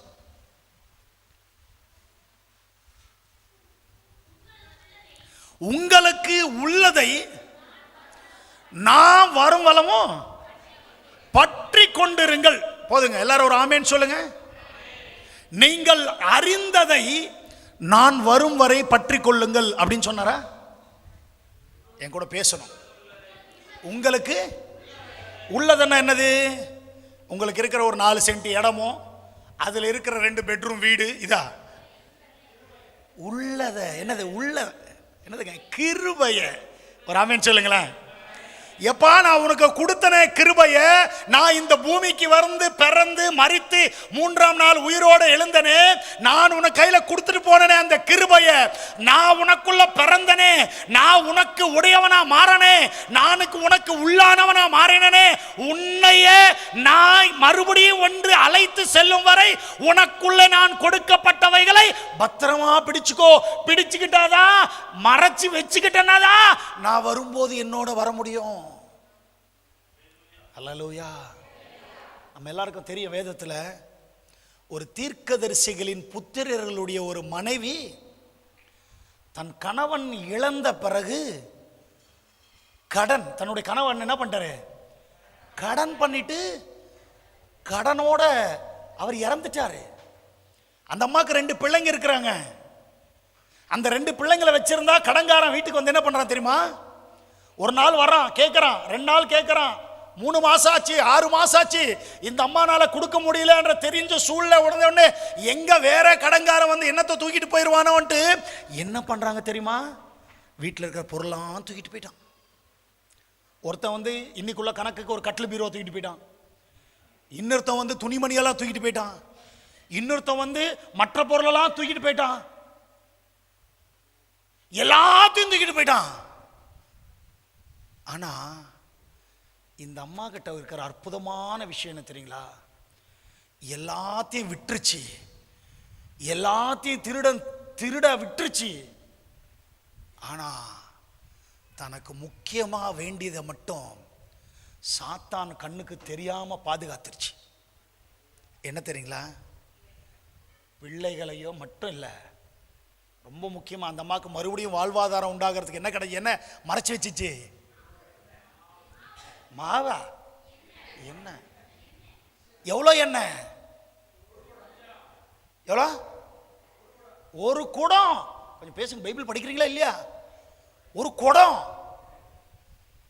ஏங்க, காருண்யா பெத்தஸ்தாக்கு வந்தா ஒரு பிரேயர் ஆயில் கொடுக்குறாங்க, அதையே மறைச்சு வச்சுக்கிட முடியல, அதையே மறைச்சு வச்சுக்கிட முடியல. ஒரு குடம் ஃபுல்லா அந்த எண்ணெயை மறைச்சிருக்கு அந்த அம்மா. யோசிச்சு பாருங்க, மறைக்க முடியுமா? மறைக்க முடியுமா? ஒரு குடம் எண்ணெயே எங்கேயாவது மறைக்க முடியுமா? நம்ம ஆளுங்க சொல்லுவாங்களே முழு பூசணிக்காவ. ஆமா, இங்க மறைக்கிறதுக்கெல்லாம் வாய்ப்பே இல்லை. ஏன் அது பைபிள்ல எழுதப்பட்டிருக்கு தெரியுமா? ஏன் அந்த விஷயம் எழுதிருக்க? நான் கேட்கிறேன், கிட்டத்தட்ட 6000 வருஷம் நடந்தது இந்த 66 புஸ்தகத்துல அடங்கிருச்சா? சொல்லுங்க. உங்களை கூப்பிட்டு யாரையாவது உங்க கதை கொஞ்சம் சொல்லுங்கன்னா 4 பைபிள் எழுதலாம், அவ்வளோ கதை சொல்லுவீங்க, அப்படிதானே?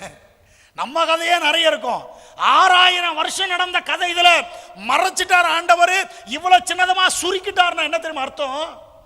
உங்களுக்கும் எனக்கும் என்ன தேவையோ அதை மட்டும்தான் எழுதியிருக்கிறார். உங்க கையில என் கையில என்ன கிடைக்கணும்னு நினைச்சாரோ அதை மட்டும்தான் எழுதியிருக்காரு. ஃபில்டர் பண்ணி நம்ம கையில சேர்த்திருக்கிறாரு. ஒரு ஆமென் சொல்லுங்களேன். அல்லேலூயா. நமக்கு எத்தனை புத்தகம் இருக்கு? 60 இன்னும் கொஞ்சம் வெளியே அந்த பக்கம் போனா எத்தனை புக் இருக்கு? கூட ஒரு 4 புத்தகமோ 6 புத்தகமோ சேர்ந்து இருக்கு. உண்மையாவே இஸ்ரேல் தேசத்துக்கு போனீங்கன்னா 112 புத்தகம் இருக்கு. எத்தனை? ஆமா, நான் இதை பத்தி யோசிச்சுட்டு இருந்தேன். இத்தனை புத்தகங்கள் இருக்கே, கடைசியில் 66 புத்தகம் மட்டும்தான் கைக்கு வந்துச்சே, ஏன் அப்படின்னு யோசிக்கும் போது கர்த்தர் எனக்கு இந்த கொஞ்சம் என்ன சொல்றது, எனக்கு இந்த மோட்டார்ஸ் எல்லாம் ரொம்ப பிடிக்கும். மோட்டார், ஏன்னா எங்கள் அப்பா வந்து மெக்கானிக்கல் இன்ஜினியர். அதனால் பார்த்தீங்கன்னா இந்த மோட்டருங்க, இந்த காருங்க, இந்த பைக்குங்க, இதை பற்றியெல்லாம் ரொம்ப படிச்சுக்கிட்டே இருப்பேன். டக்குன்னு ஆவியானவர் நமக்கு எந்த பாஷையில் புரிய வைக்கணும்னு அவருக்கு தான் தெரியுமே, அவர் அழகாக புரிய வச்சார். என்ன சொன்னார்னா, நல்லா ஞானம் இருக்கிறவன், மூளை இருக்கிறவன் காரு புதுசாக ரிலீஸ் ஆன உடனே வாங்க மாட்டான் அப்படின்னாரு. என்னதுங்க? காரு புதுசாக ரிலீஸ் பண்ண உடனே, இப்போ ஒரு கார் வந்திருக்கு, என்னது?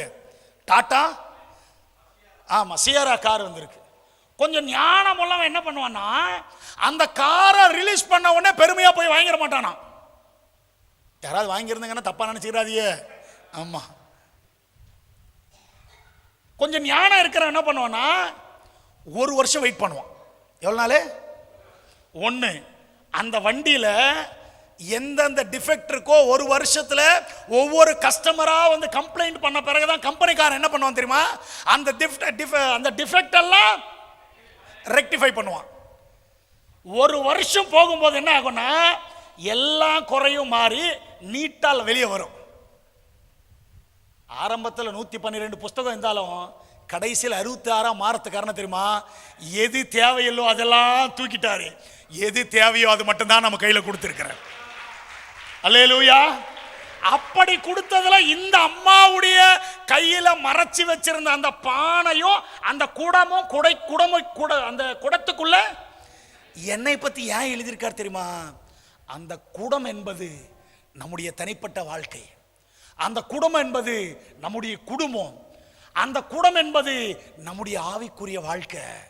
அதற்குள்ள என்னையாகிய கிறிஸ்துவை, என்னையாகிய பரிசுத்த ஆவியானவரை, என்னையாகிய விசுவாசத்தை, என்னையாகிய கிருபையை சாத்தானு திருடத்துக்கு மட்டும் விடாம நீ பாதுகாத்துக்கோ. கண்டிப்பா நீ பாதுகாத்து மறைச்சு வச்சிருக்கிற அதை கொண்டு உன்னுடைய வாழ்க்கை நான் தலைகளாய் மாற்றுவேன். உன் தேவையை சந்திக்கிறது மட்டுமல்ல, உன் கடனை மாற்றுகிறது மட்டுமல்ல, உன்னுடைய வாழ்க்கைக்கு தேவையான சகலத்தையும் நீ சேர்த்து மறைத்து வைக்கிற அந்த கிருபைக்குள்ள நான் வச்சிருக்கிறேன் அப்படின்றார். அல்லேலூயா. பக்கத்துல சொல்லுங்க, பேங்க்ல கிருபையை மட்டும் இழந்துடாதீங்க. சொல்லுங்க, கிருபை மட்டும் ஜீரோ பேலன்ஸ் ஆகக்கூடாது. எது வேணாலும் ஜீரோ பேலன்ஸ் ஆகலாம். சோத்திரம் சொல்லுங்க. கிருபை மட்டும் ஜீரோ பேலன்ஸ் ஆகிறதுக்கு விடக்கூடாது. இதை கற்றுக் கொடுக்கதான் அவர் பூமியிலே வந்தார்.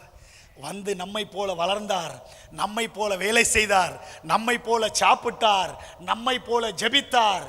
அதையெல்லாம் நம்மை போல சொல்றதை விட அவரை போல நம்மை செய்யும்படி நமக்கு வழிகாட்டினார். இது முதல் பிறப்பின் வருகை. இது முதல் பிறப்பின் வருகை. இப்ப 3வது வருகை பத்தி சொல்லுவோம். என்ன வருகை? 1 முடிஞ்சா 2 இல்ல பிரதர், இல்ல 3 தான். நான் சொல்ற 1க்கு பிறகு 3 தான். ஒரு அல்லேலூயா சொல்லுங்களேன். ஆமா, 1க்கு பிறகு 3 தான். 3 என்ன தெரியுங்களா? ரகசிய வருகை. என்னதுங்க? ரகசிய வருகை. 4வது என்ன தெரியுங்க? பகிரங்க வருகை. என்னதுங்க? நான் உங்களுக்கு ஒண்ணே சொல்றேன், இந்த 4வது வருகையை பத்தி யோசிக்காதீங்க. 4வது வருகையை பத்தி நமக்கு யோசனையே வேண்டாம். சொல்லுங்க, பக்கத்துல இருக்காங்க சொல்லுங்க, வேண்டாம். சொல்லுங்க, எல்லாம் சத்தமா சொல்லுங்க, வேண்டாம். நம்மனால மாட்டிக்கிட்டு முழிக்க முடியாது. ஒரு 4 நாளைக்கு 5 நாளைக்கு முன்னாடி தான் கர்த்தர் காலையில் 3:30 மணிக்கு என் கூட பேசுறாரு. உடனே நான் ஸ்டேட்டஸ்ல மெசேஜ் போட்டிருந்தேன், எல்லாருக்கும் பார்க்கணும்ட்டு. 2 பேரும் ரெடியா இருக்கிறாங்க வர்றதுக்கு. ஒன்னு இயேசு கிறிஸ்து, இன்னொன்னு அந்தி கிறிஸ்து. ஒன்னு இயேசு கிறிஸ்து, இன்னொன்னு ஐயா இயேசு கிறிஸ்து கிட்ட போயிட்டா அந்தி கிறிஸ்து கிட்ட மாட்ட வேண்டியதில்லை. அந்தி கிறிஸ்து கிட்ட மாட்டினா இயேசு கிறிஸ்து கிட்ட அவ்வளோ கஷ்டப்பட்டு இருக்க சாதிச்சு வர்றதுன்றது நடக்காத விஷயம். நான் ஒண்ணு சொல்றேன், மாரம்பாடி விசுவாசிகளுக்கு ரகசிய வருகையோடு நாம் எடுத்துக்கொள்ளப்பட்டால் நலமாயிருக்கும். என் கர்த்தர் நம் அத்தனை பேரையும் அந்த ரகசிய வருகையிலே எடுத்துக்கொள்வாராக. ஆமீன் சொல்ல மாட்டேன்றீங்களே? நானும் ரொம்ப நாளாக கேட்டுக்கிட்டு தான் இருக்கேன், வாராரு வாராருன்னு. வந்த பாடே இல்லையே, வந்த பாடே இல்லையே. ஏன் வரல தெரியுமா? இன்னும் கொஞ்சம் பாசம் வச்சிருக்காரு, இன்னும் கொஞ்சம் அன்பு வச்சிருக்காரு. இன்னும் சிலர் மாறுவாங்களா? உள்ளுக்குள்ள உட்காந்துக்கிட்டு கூட அநியாயம் பண்ணி தெரியுதே நிறைய. என்னது? உள்ளுக்குள்ள உட்காந்துக்கிட்டு கூட அநியாயம் பண்ணி தெரியுதே. இன்னும் கொஞ்சம் திருந்தாதா, திருந்தனானா வந்து கூட்டிட்டு போயிருவனேன்ட்டு நமக்காக தான் கொஞ்சம் லேட் பண்ணிக்கிட்டு இருக்காரு. ஆனா அந்த லேட்டு அவர் இஷ்டம்தான், அவர் ஸ்டார்ட்டும் அவர் இஷ்டம்தான். லேட்டோ ஸ்டார்ட்டோ அவர் கையில இருக்கு. நீயும் நானும் மட்டும் ஆயத்தமா இருந்தானா ஓடியே போயிடலாம். அதுக்கு தான் இந்த ஊழியமே. ஆமேன், ஆமேன். நம்ம நினைக்கலாம், ஐயா எல்லா இடத்துலையும் இயேசுநாதர் தானையா, எல்லா இடத்துலையும் இயேசுநாதர் தானையா. ஆமா, எல்லா இடத்துலையும் இயேசுநாதர் தான். ஆனா வெளியெல்லாம் இயேசுநாதரோட நிறைய பேர் இருக்காங்க. ஆனா இங்க மட்டும்தான் இயேசுநாதர் மட்டும்தான் இருக்காரு. ஒரு ஆமேன் சொல்லுங்க. இங்க மட்டும்தான் இயேசுநாதர் மட்டும்தான் இருக்காரு. நானே வழியும், நானே சத்தியமும், நானே ஜீவனும். என்ன கூட்டிட்டு வந்த காரா இருந்தாலும் சரி, நான் பெட்ரோல் ஓட்டினாதான் நகரும். சோத்திரம் சொல்லுங்க. புரிஞ்சவங்க புரிஞ்சுக்கிடுங்க, அவ்வளவுதான். ஒரு அல்லேலூயா சொல்லுங்க. நான் ஓட்டிட்டு வந்த காரா இருந்தாலும் என்னதுங்க, நான் ஓட்டினாதான் போகும், ஏறி உட்கார்ந்தாலும் போயிடாது. நான் தான் அதை கூட்டிட்டு போனோம், அது என்ன சுமந்துட்டு போகுது, அவ்வளவுதான். சில பேருக்கு சுமக்கிற வேலை மட்டும்தான், பரலோகம் சேர்க்கிற வேலை கிடையாது. பரலோகத்தை சேர்க்கிறவர் இயேசு கிறிஸ்து மட்டுமே, இயேசு கிறிஸ்து மட்டுமே, இயேசு கிறிஸ்து மட்டுமே. அவரை அண்டிக் கொள்ளுகிறவர்கள் பாக்கியவான், அவரை அண்டிக் கொள்ளுகிறவர்கள் பாக்கியவான். நம்மெல்லாம் பாக்கியவான்களுங்க, அதாங்க பெருமை. ஆமேன். மூணாவது வருகை என்ன சொன்ன? முதல் வருகை எதற்காகன்னா வழிகாட்டும்படி, வாழ கற்றுக் கொடுக்கும்படி, அந்த வழியிலே நடக்கும்படி. மூன்றாவது வருகை எதுக்கு தெரியுமா? நம்மை அந்த வழியிலே நடக்கிறவர்கள் எல்லாரையும் அவர் வந்து அழைச்சிட்டு போகும்படி. நாலாவது வருகை பத்தி நான் பேச மாட்டேன், நமக்கு வேண்டாம். சொல்லுங்க மறுபடியும். நாலாவது வருகை எனக்கு வேண்டாம், நான் ரகசிய வருகையில ஓடிடுறேன். ஆமேன். இது ரெண்டை விட ரொம்ப முக்கியமா இந்த கிறிஸ்துமஸ் நாள்ல நம்ம தெரிஞ்சுக்க வேண்டிய வருகை என்ன தெரியுமா? ரெண்டாவது வருகை. எல்லாரும் சொல்லுங்க அல்லேலூயா, சொல்லுங்க ஹல்லேலூயா. அந்த வருகையின் பேர் என்னென்றால் பரிசுத்த ஆவியானவரின் வருகை. இது இயேசு கிறிஸ்துவின் நாட்கள் அல்ல. நாம் இயேசு கிறிஸ்துவின் பிறப்பை கொண்டாடினாலும் இது இயேசு கிறிஸ்துவின் நாட்கள் அல்ல, இது பரிசுத்த ஆவியானவருடைய நாட்கள். ஹல்லேலூயா. அவர் வந்தார், அவர் வந்த வேலையை முடித்தார், அவர் பரமேறி விட்டார். நாம் அவருக்குள் வந்தோம். அவர் நம்மை அழைத்ததினாலே நமக்கு ஒரு வேலையை வைத்தார். அந்த வேலையை நாம் செய்யும்படி, நம்மை பலப்படுத்தும்படி, தேற்றும்படி, வழி நடத்தும்படி, பாதுகாக்கும்படி, செவ்வையாக்கும்படி, பரிசுத்தத்தில் நின்று கொண்டு அநேகரை பரிசுத்த பாதையில் நடத்தும்படி, நமக்குள்ள வாழும்படி ஒருவரை அனுப்பினார். அதுதான் இரண்டாவது வருகை, அதுதான் பரிசுத்த ஆவியானவரின் வருகை. இது பரிசுத்த ஆவியானவரின் நாட்கள். ஆமென் சொல்லுங்க. நான் இரண்டாவது சொல்றேன், இங்கே பரிசுத்த ஆவியானவர் இருக்கிறார். இந்த சபைக்குள்ள ஹோலி ஸ்பிரிட், பரிசுத்த ஆவியானவர் புறாவை போல அவர் அசைவாடிக்கொண்டே இருக்கிறார்.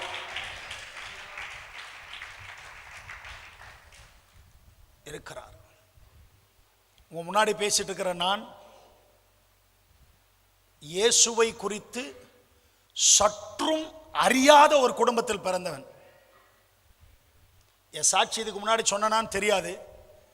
அம்மா, என்னுடைய பெயர் இன்னைக்கு வரைக்கும் என்னுடைய ஸ்கூல் சர்டிபிகேட்ஸ் இருக்க பேர் என்ன தெரியுமா?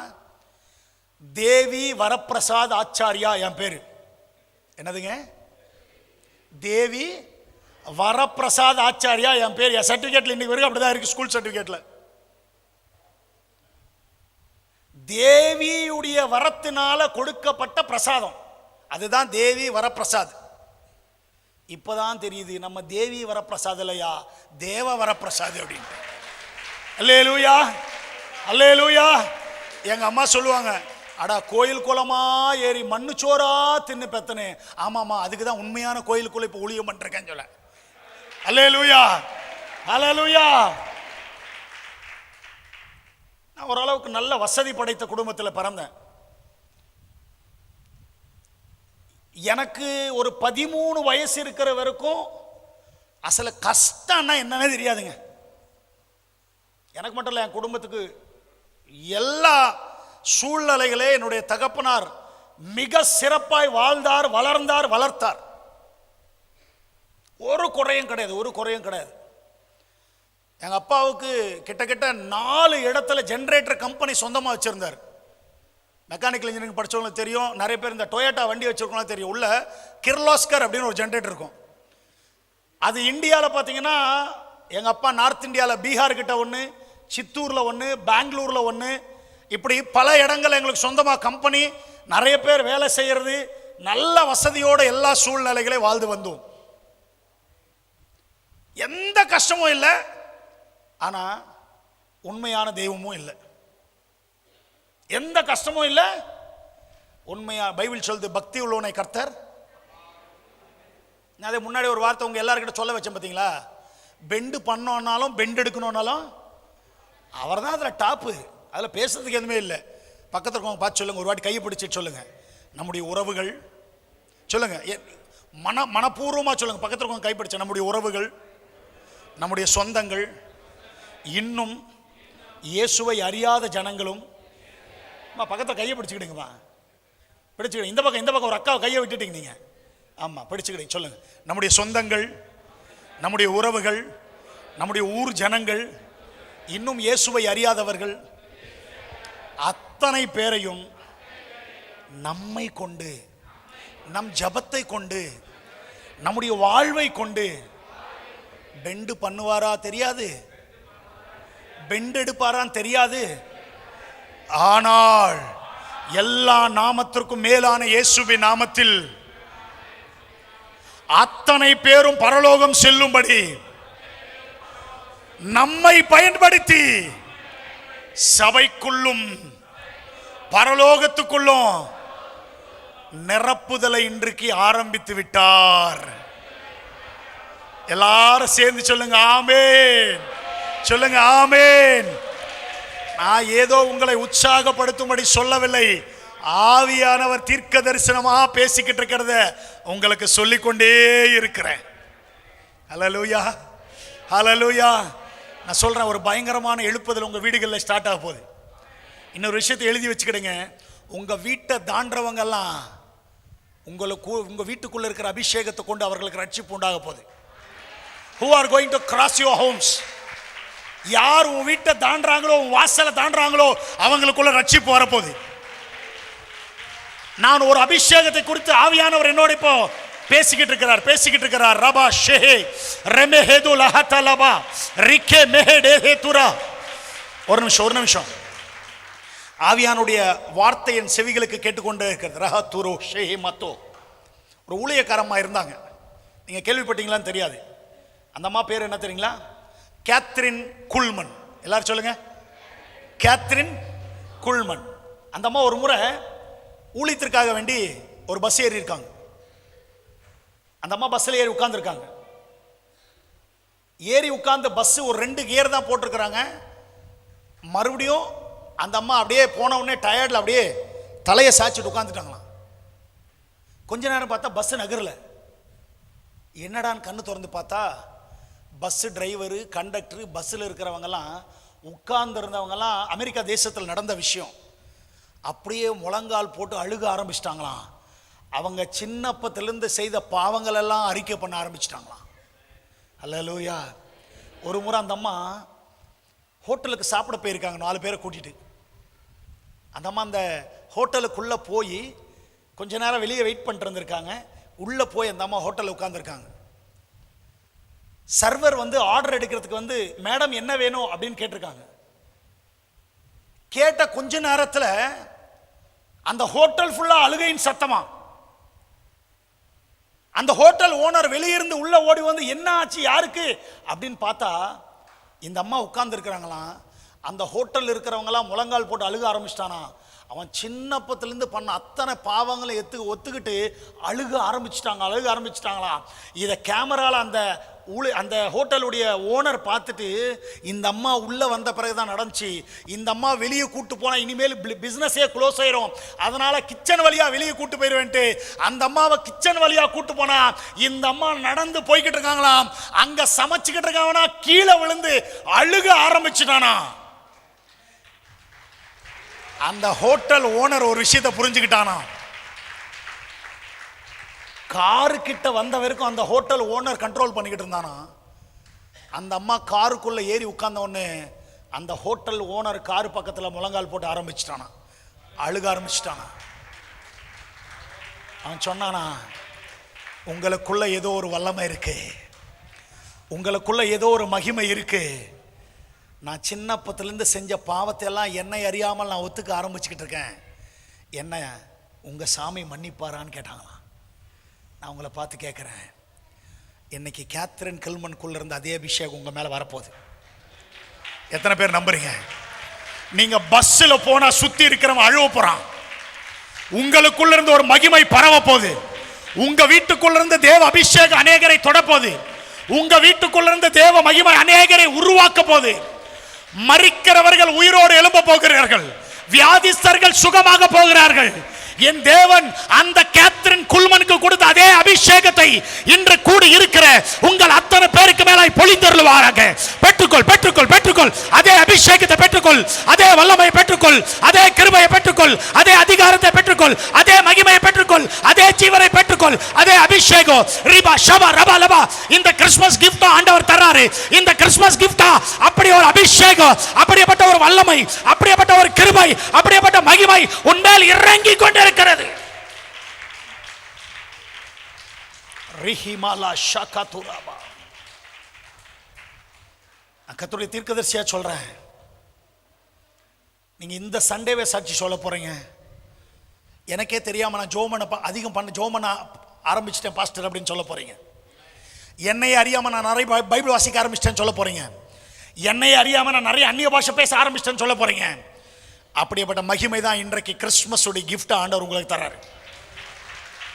எல்லாரும் பர்த்டே செய்றவங்களுக்கு கிஃப்ட் தருவார்கள். இங்க பர்த்டே கொண்டாடுறவர் உங்களுக்கு கிஃப்ட் தராரு. இங்க பர்த்டே கொண்டாடுறவர் உங்களுக்கு கிஃப்ட் தராரு.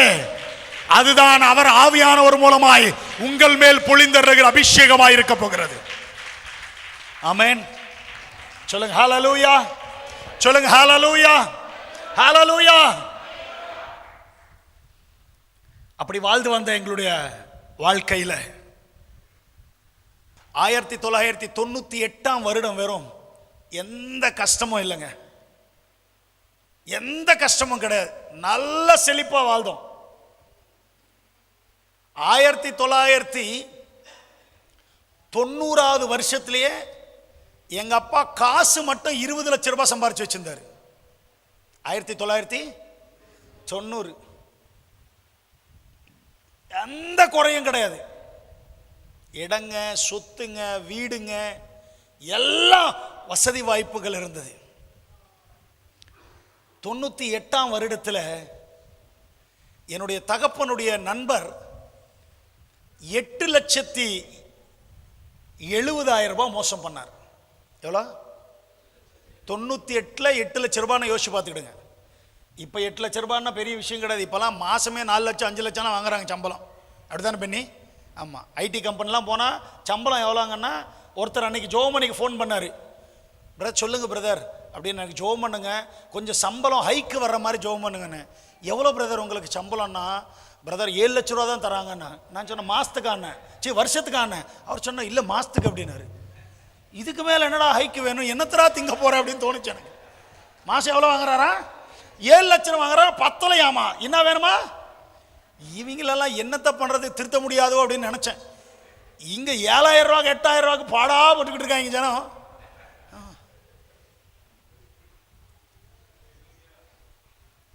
8 லட்சம் ரூபாய் அப்பன்னா கிட்டத்தட்ட இன்னைக்கு 8 கோடி ரூபாய்க்கு சமமான காசு. அது சில பெரியவங்களுக்கு தெரியும் அதோடைய வேல்யூ என்ன அப்படின்னு சொல்லிட்டு. சொந்தக்காரங்க அப்படின்னு ஒரு கூட்டம் இருப்பாங்க. எல்லாரும் சொல்லுங்க, என்னை மாதிரி சொல்லுங்க. நம்ம நல்லா இருந்தோம்னா நம்ம கூப்பிடாமே நம்ம வீட்டுக்கு வருவாங்க. நம்ம கூப்பிடாம நம்ம வீட்டுக்கு வருவாங்க, உதவி செய்வாங்க. என்ன மரியாதை, என்ன மரியாதை என்ற மாதிரி இருக்கும். அந்த அளவுக்கு மதிப்பும் மரியாதை இருக்கும். அதே நம்ம கஷ்டத்தில் இருக்கோம் நினைக்கோங்களேன், அவங்க வீடு நம்ம வீட்டை தாண்டி தான் போக வேண்டியது இருந்தாலும் பின்னாடி வீட்டில் ஏதாவது செவுறு உடச்சிக்கிட்டு போக முடிஞ்சா அந்த பக்கம் போயிடுவாங்க, இந்த பக்கம் வீட்டு வழியாக வரவே மாட்டாங்க. அதுதான் நம்ம சொந்தக்காரங்க. ஒரு தோத்திரம் அப்படின்னு சொல்லுங்க. ஆமாம், இதுதான் சொந்தக்காரங்க. என்னுடைய அம்மாவுடைய ஒரு தம்பி நல்ல வியாபாரம் பண்ணிருக்காரு, ஒரு தம்பி சினிமா துறையில் இருக்காரு, இன்னொரு அண்ணன் நல்ல ஜுவல்லரி ஷாப் கோல்டெல்லாம் வச்சிருக்காரு பிஸ்னஸ். இவங்க எல்லாரும் எங்களுடைய வசதிக்கு முன்னாடி ஒன்றும் இல்லாமல் இருந்தவங்க. பெரியவங்க ஒரு வார்த்தை சொல்லுவாங்க பாருங்க, ஒரு அடி விழுந்த மறும அடி மேலே. ஆமாம், அந்த மாதிரி அடி மேலே அடி அடி. நிறைய பேர் சொன்னாங்க உங்களுக்கு செய்வனை செஞ்சுட்டாங்க. என்ன செஞ்சுட்டாங்க? ஆமாம், மறுபடியும் செய்வனை எடுக்கிறதுக்கு லட்சக்கணக்கில் கடன் வாங்கி போகிறது. நைட்டு 11:30 மணிக்கு வீட்டிலேருந்து எழுப்பி கூட்டு போவாங்க. நைட்டெல்லாம் ஏதேதோ மந்திரங்கள் செய்வனைகள் பண்ணுறோம் அப்படின்ட்டு குட்டி சாத்தானை ஏவி அனுப்புகிறோன்னு சொல்லிட்டு ஏதேதோ மந்திரங்களை பண்ணி பண்ணி எங்கள் முன்னாடி அந்த குட்டி சாத்தானை ஏவி அனுப்புவாங்க. அது போக நாங்கள் ஏதோ சின்ன வயசில் யூஸ் பண்ண பொம்மை அது இதெல்லாம் கொண்டு வந்து போட உங்கள் வாழ்க்கை மாறிச்சுன்னு சொல்லுவாங்க. வாழ்க்கை மாறல. மறுபடியும் கிட்டத்தட்ட 2.5-3 லட்சம் ரூபாய் செலவு பண்ணிட்டாங்க. எதுக்கு? செய்வனை எடுக்கிறோன்ட்டு. ஒன்றும் வாழ்க்கை மாறல. 1999 வருடம் வரும்போது எங்கள் நிலைமை என்னன்னா, எல்லாம் இழந்துட்டோம். கம்பெனியெல்லாம் மூடியாச்சு, எல்லாத்தையும் இழந்துட்டோம், வீடுகளை இழந்தோம். ஒரு சின்ன ஒரு வாடகை வீட்டுக்கு, ஒரு சின்ன 2 அறைகள் இருக்கிற வீட்டுக்கு வந்தாச்சு.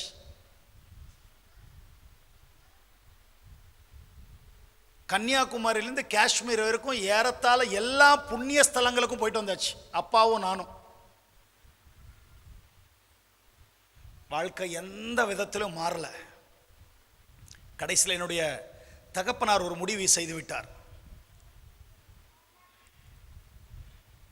நாங்கள் இருந்த எங்கள் தெருவுக்குள்ள ஒரு கிறிஸ்டியன் அடி கூட வைக்க முடியாதுங்க. யாருங்க? ஒரு கிறிஸ்டியனோ ஒரு பைபிளோ எங்க தெருவுக்குள்ள அடி கூட வைக்க முடியாது. அப்படிப்பட்ட தெருவில் இருந்த நாங்க சின்ன வயதிலிருந்து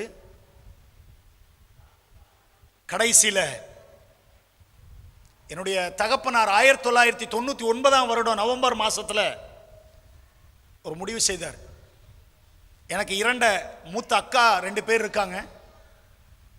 என்னுடைய மூத்த அக்கா வீட்டுக்காரரு பாப்பா பெங்களூர்ல இருந்தாங்க, அவங்க அங்க வேலை பார்த்துட்டு இருந்தாங்க. 2வது பிரெக்னன்சி அப்படின்னு சொல்லிட்டு எங்களுடைய நிலைமை இவ்வளோ கேவலமா இருக்கும்னு தெரியாது. எங்க மாமா அக்காவை பார்த்துக்கிட முடியாம வீட்டுக்கு கொண்டு வந்து விடுறதுக்கு வந்தார். வந்துட்டு பிசினஸ் எல்லாம் லாஸ் ஆச்சுன்னு தெரியும் தவிர ஒருவேளை சாப்பாட்டு கூட வழி இல்லாத நிலைமை வரும் அப்படின்னு நினைக்கல. அப்பத்துக்கு எங்களுடைய கடன் எவ்வளோவா மாறி இருக்குன்னா, வட்டிங்களோட 13 லட்சம் ரூபாய் கடன். எவ்வளோங்க? எங்க மாமா ஏறத்தாழ அவருடைய காசிலிருந்து ஒரு 10 லட்சம் ரூபாய் மேல அவரெல்லாம் எங்களுக்கு உதவி செஞ்சு கடனை கட்ட வச்சாரு. ஆனா கடைசியில் அவருக்கும் எந்த நிலைமையும் இல்லை. இந்த பக்கம் எங்க அப்பா ஒரு மாதிரி ஆயிட்டாரு, எல்லாத்தையும் இழந்தோம், சாப்பாட்டுக்கு வழி இல்லாத நிலைமை. எங்க அக்கா 3 மாசம் பிரெக்னெண்டா இருக்கா, 2வது குழந்தை கையில 3 வயசு குழந்தை வச்சிருக்கு. என்னுடைய தகப்பனார் ஒரு வேலை நிமித்தம் அவர்கள் வெளியே போய் வேலை செய்துட்டு திரும்பி வரும் பொழுது இந்த கடன் பாரம் தாங்க முடியல. டெய்லி கடன்காரங்க வந்து வீட்டு முன்னாடி நின்று அசிங்கமா பேசுறாங்க. அம்மாவை அக்காங்களை எவ்வளோ கேவலமா பேச முடியுமோ அவ்வளோ பேசி வேதனைப்படுத்தி கொண்டிருக்கிற நாட்கள். எங்க அப்பாக்கு இதெல்லாம் ஞாபகம் வந்துச்சு. இனி யார் நமக்கு உதவி செய்ய முடியும்? யாரும் இந்த உலகத்தில் நமக்கு உதவி செய்ய மாட்டார்கள் அப்படின்னு சொல்லிட்டு என் அப்பா வேலையை முடித்து திரும்பி வரும்போது பெரிய பாய்சன் பாட்டில் வாங்கிட்டு வீட்டுக்கு வந்துட்டார். அம்மா கிட்ட வந்து கேட்குறாரு, அம்மா சாப்பிட்றதுக்கு என்ன இருக்கு, சாப்பிட்றதுக்கு என்ன இருக்குமா அப்படின்னாரு. அம்மா சொல்றாங்க, பிள்ளைங்களே சாப்பிட்டு 10-15 நாள் ஆச்சியா. பக்கத்து வீட்டில் அவங்க வீட்டுக்காரருக்கு தெரியாம ஒரு கிளாஸ் அரிசி நிறைய போட்டு குப்பையில கொட்டுறேன்னு சொல்லிட்டு தனியா பின்னாடி கொண்டு வந்து கொடுத்தா பிள்ளைகளுக்கு ஒரு வாய் கொடுத்துட்டு இருக்கோம், சாப்பாடு கேட்டுட்டு இருக்கே அப்படின்னு சொல்லிட்டு எங்க அம்மா வேதனையோட சொன்னா. எங்க அப்பா போய் கிச்சன் எல்லாம் தேடி பார்த்தா ஒரு கிளாஸ் குறுன அரிசி கிடைச்சிச்சு. அந்த அரிசி எடுத்துட்டு வந்து அம்மா கையில் கொடுத்து ஏதாவது சமைச்சு கொண்டு வாமா, இன்னைக்கூட நம்முடைய வாழ்க்கையை முடிச்சுக்கலாம். இது மாதிரி செத்து போகிறோம். நம்ம செத்து போன ஒரு 4 நாளில் நம்ம பாடியெல்லாம் நாத்தம் வந்துடும். யாராவது முனிசிபாலிட்டிக்காரங்க கொண்டு போய் நம்மளை அடக்கம் பண்ணிடுவாங்க அப்படின்னு சொன்ன உடனே எங்கள் அம்மாவும் வேற வழி தெரியாமல் நேராக போய் எங்கள் அம்மா சமைக்க போயிட்டாங்க. எங்கள் அப்பா எங்கள் மாமாவையும் என்னுடைய மூத்த அக்காவையும் குழந்தையும் கூப்பிட்டு, எங்கிட்ட கடைசியாக 200 ரூபாய் இருக்குமா, இந்த காசு எடுத்துகிட்டு நீங்கள் மறுபடியும் பெங்களூர் போயிருங்க, போயிட்டு நீங்கள் உங்கள் வாழ்க்கையை எங்கே பார்த்துக்கிடுங்க, நாங்கள் இந்த மாதிரி செத்து போக போகிறோம் அப்படின்னு சொல்லிட்டு எங்கள் அப்பா அழுது கொண்டே சொன்னார். எங்கள் அப்பாவும் சொன்ன வார்த்தையை கேட்டு எங்கள் அக்கா மாமா சொன்னாங்க, அப்பா நீங்கள் செத்து போன பிறகு நானும் இவரும் குழந்தையும் வயிற்றில் இருக்கிற குழந்தையும் நாங்கள் மட்டும் எப்படி சந்தோஷமாக வாழ முடியும்? நீங்கள் சாப்பிட்ற சாப்பாட்டில் ஒரு வாய் விஷம் எங்களுக்கும் கொடுத்துங்க, நாங்களும் செத்துடுறோம், வயிற்றில் இருக்க குழந்தையும் செத்துட்டோம், இந்த 3.5 வயசு குழந்தைக்கும் கொடுத்துருவோம் அப்படின்னு சொன்ன உடனே எங்கள் அப்பா வேற என்ன சொல்லணும் அப்படின்னு தெரியாமல் சரிம்மா அப்படின்னு சொன்னார். நாங்கள்லாம் உட்கார்ந்துருக்குறோம். எங்கள் அப்பா எல்லாரையும் கூப்பிட்டு உட்கார வச்சு எங்களுக்கு சொல்லிட்டு இருக்கிறாரு, தைரியமாக இருக்கணும் அப்பா, இந்த மாதிரி உங்களுக்கு கொஞ்சம் சாப்பாடு தருவேன், அந்த சாப்பாட்டை நம்மெல்லாம் சேர்ந்து செத்து போகணும், நம்ம செத்து போயிட்டோம்னா கொஞ்ச நாளில் நம்மளை தூக்கி போட்டுருவாங்க அப்படின்னு சொல்லிட்டு எங்கள் அப்பா எங்கள் எல்லாரிடத்துல அவர் சொன்ன அந்த தருணம் நாங்கள்லாம் அழுது கொண்டிருக்கிறோம். எங்கள் அம்மா சமைச்சு அந்த சாப்பாட்டை கொண்டு வந்தாங்க. எங்கள் அப்பா அந்த சாப்பாடு கொஞ்சம் ஆறின உடனே அவர் வாங்கிட்டு வந்து அந்த பூச்சி மருந்து பாய்சனை அந்த சாப்பாட்டில் போட்டு கலந்துட்டார். நாங்கள் எல்லாம் எங்கள் அக்கா வயிற்றுக்கிட்ட போய், பாப்பா சாரி, இந்த பூமியில் நீ பிறக்கிறதுக்கு முன்னாடியே உன்னை நாங்கள் சாகடிக்க போகிறோம், மன்னிச்சுக்கோ அப்படின்னு சொல்லிட்டு நாங்கள்லாம் எங்கள் அக்காவுடைய வயிற்று மேலே குழந்தை மேலே கை வச்சு நாங்கள் சாரி சொன்னோம். குட்டி பாப்பா 3.5 வயசு குழந்தைக்கு சாரி சொன்னோம். எல்லாம் அழுது கொண்டே இருக்கிறோம். எங்கள் அப்பா சொன்னார், அழுகிறதுனால எந்த பிரயோஜனம் இல்லை, நமக்கு எந்த சொந்த பந்தமும் உதவி செய்ய மாட்டாங்க, நமக்குன்னு யாரும் கிடையாது, நம்மக்கிட்ட பண வசதி இருக்கும்போது எல்லாரும் நமக்கு உதவி செய்தாங்க, ஆனால் இப்போ நமக்குன்ட்டு யாரும் கிடையாது, செத்து போயிடுவோம் அப்படின்னு சொல்லி கோபத்திலையும் வேதனையிலும் எங்கள் அப்பா சொல்லி எங்கள் எல்லாருடைய கையில் அந்த விஷம் கலந்த சாப்பாட்டை கொடுத்துட்டார். நாங்கள் எல்லாம் அந்த விஷம் கலந்த சாப்பாட்டை கையில் வச்சுருக்குறோம். ஆனால் பயம் சாப்பிட்றதுக்கு, சாப்பிட்டா செத்து போயிடுவோமே, பயந்துக்கிட்டே இருக்கிறோம். எங்கள் அப்பா கொஞ்ச நேரத்தில் வேதனை வந்துருச்சு, ஏன் சாப்பிட மாட்டேறீங்க, நம்மளால் இனிமேல் இந்த கடன்லாம் கட்டவே முடியாது, ஏன் சாப்பிடாமல் இருக்கிறீங்க, சாப்பிட்ருவோம் அப்படின்னு சொல்லிட்டு கோவத்தில் அவர் திட்ட ஆரம்பித்தார். இனி என்ன பண்ணுறதுன்னு தெரில, யார் உதவி செய்வாங்கன்னு தெரில, சத்தமாக அழுவுறதுக்கும் முடியாது. நைட்டு 12 மணி தாண்டி விட்டுறது. எல்லாரும் அந்த விஷம் கலந்த ஆகாரத்தை வைத்து அழுது கொண்டே இருக்கிறோம்.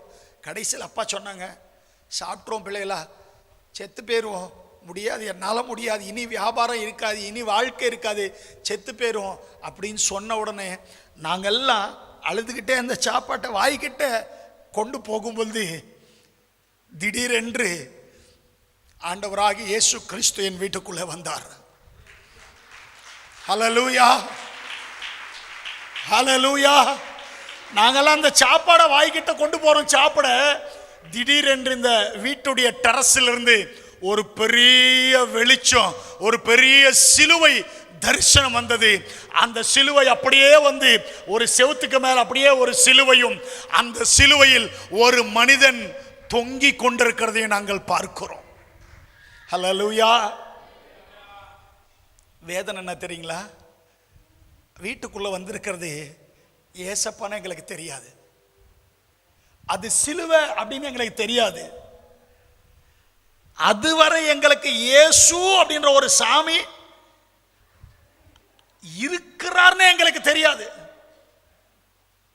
அவர் பேசுவார், அவர் தரிசனம் கொடுப்பார், இப்படி சுகத்தை கொடுப்பார், பிரச்சனை எதுவுமே எங்களுக்கு தெரியாது.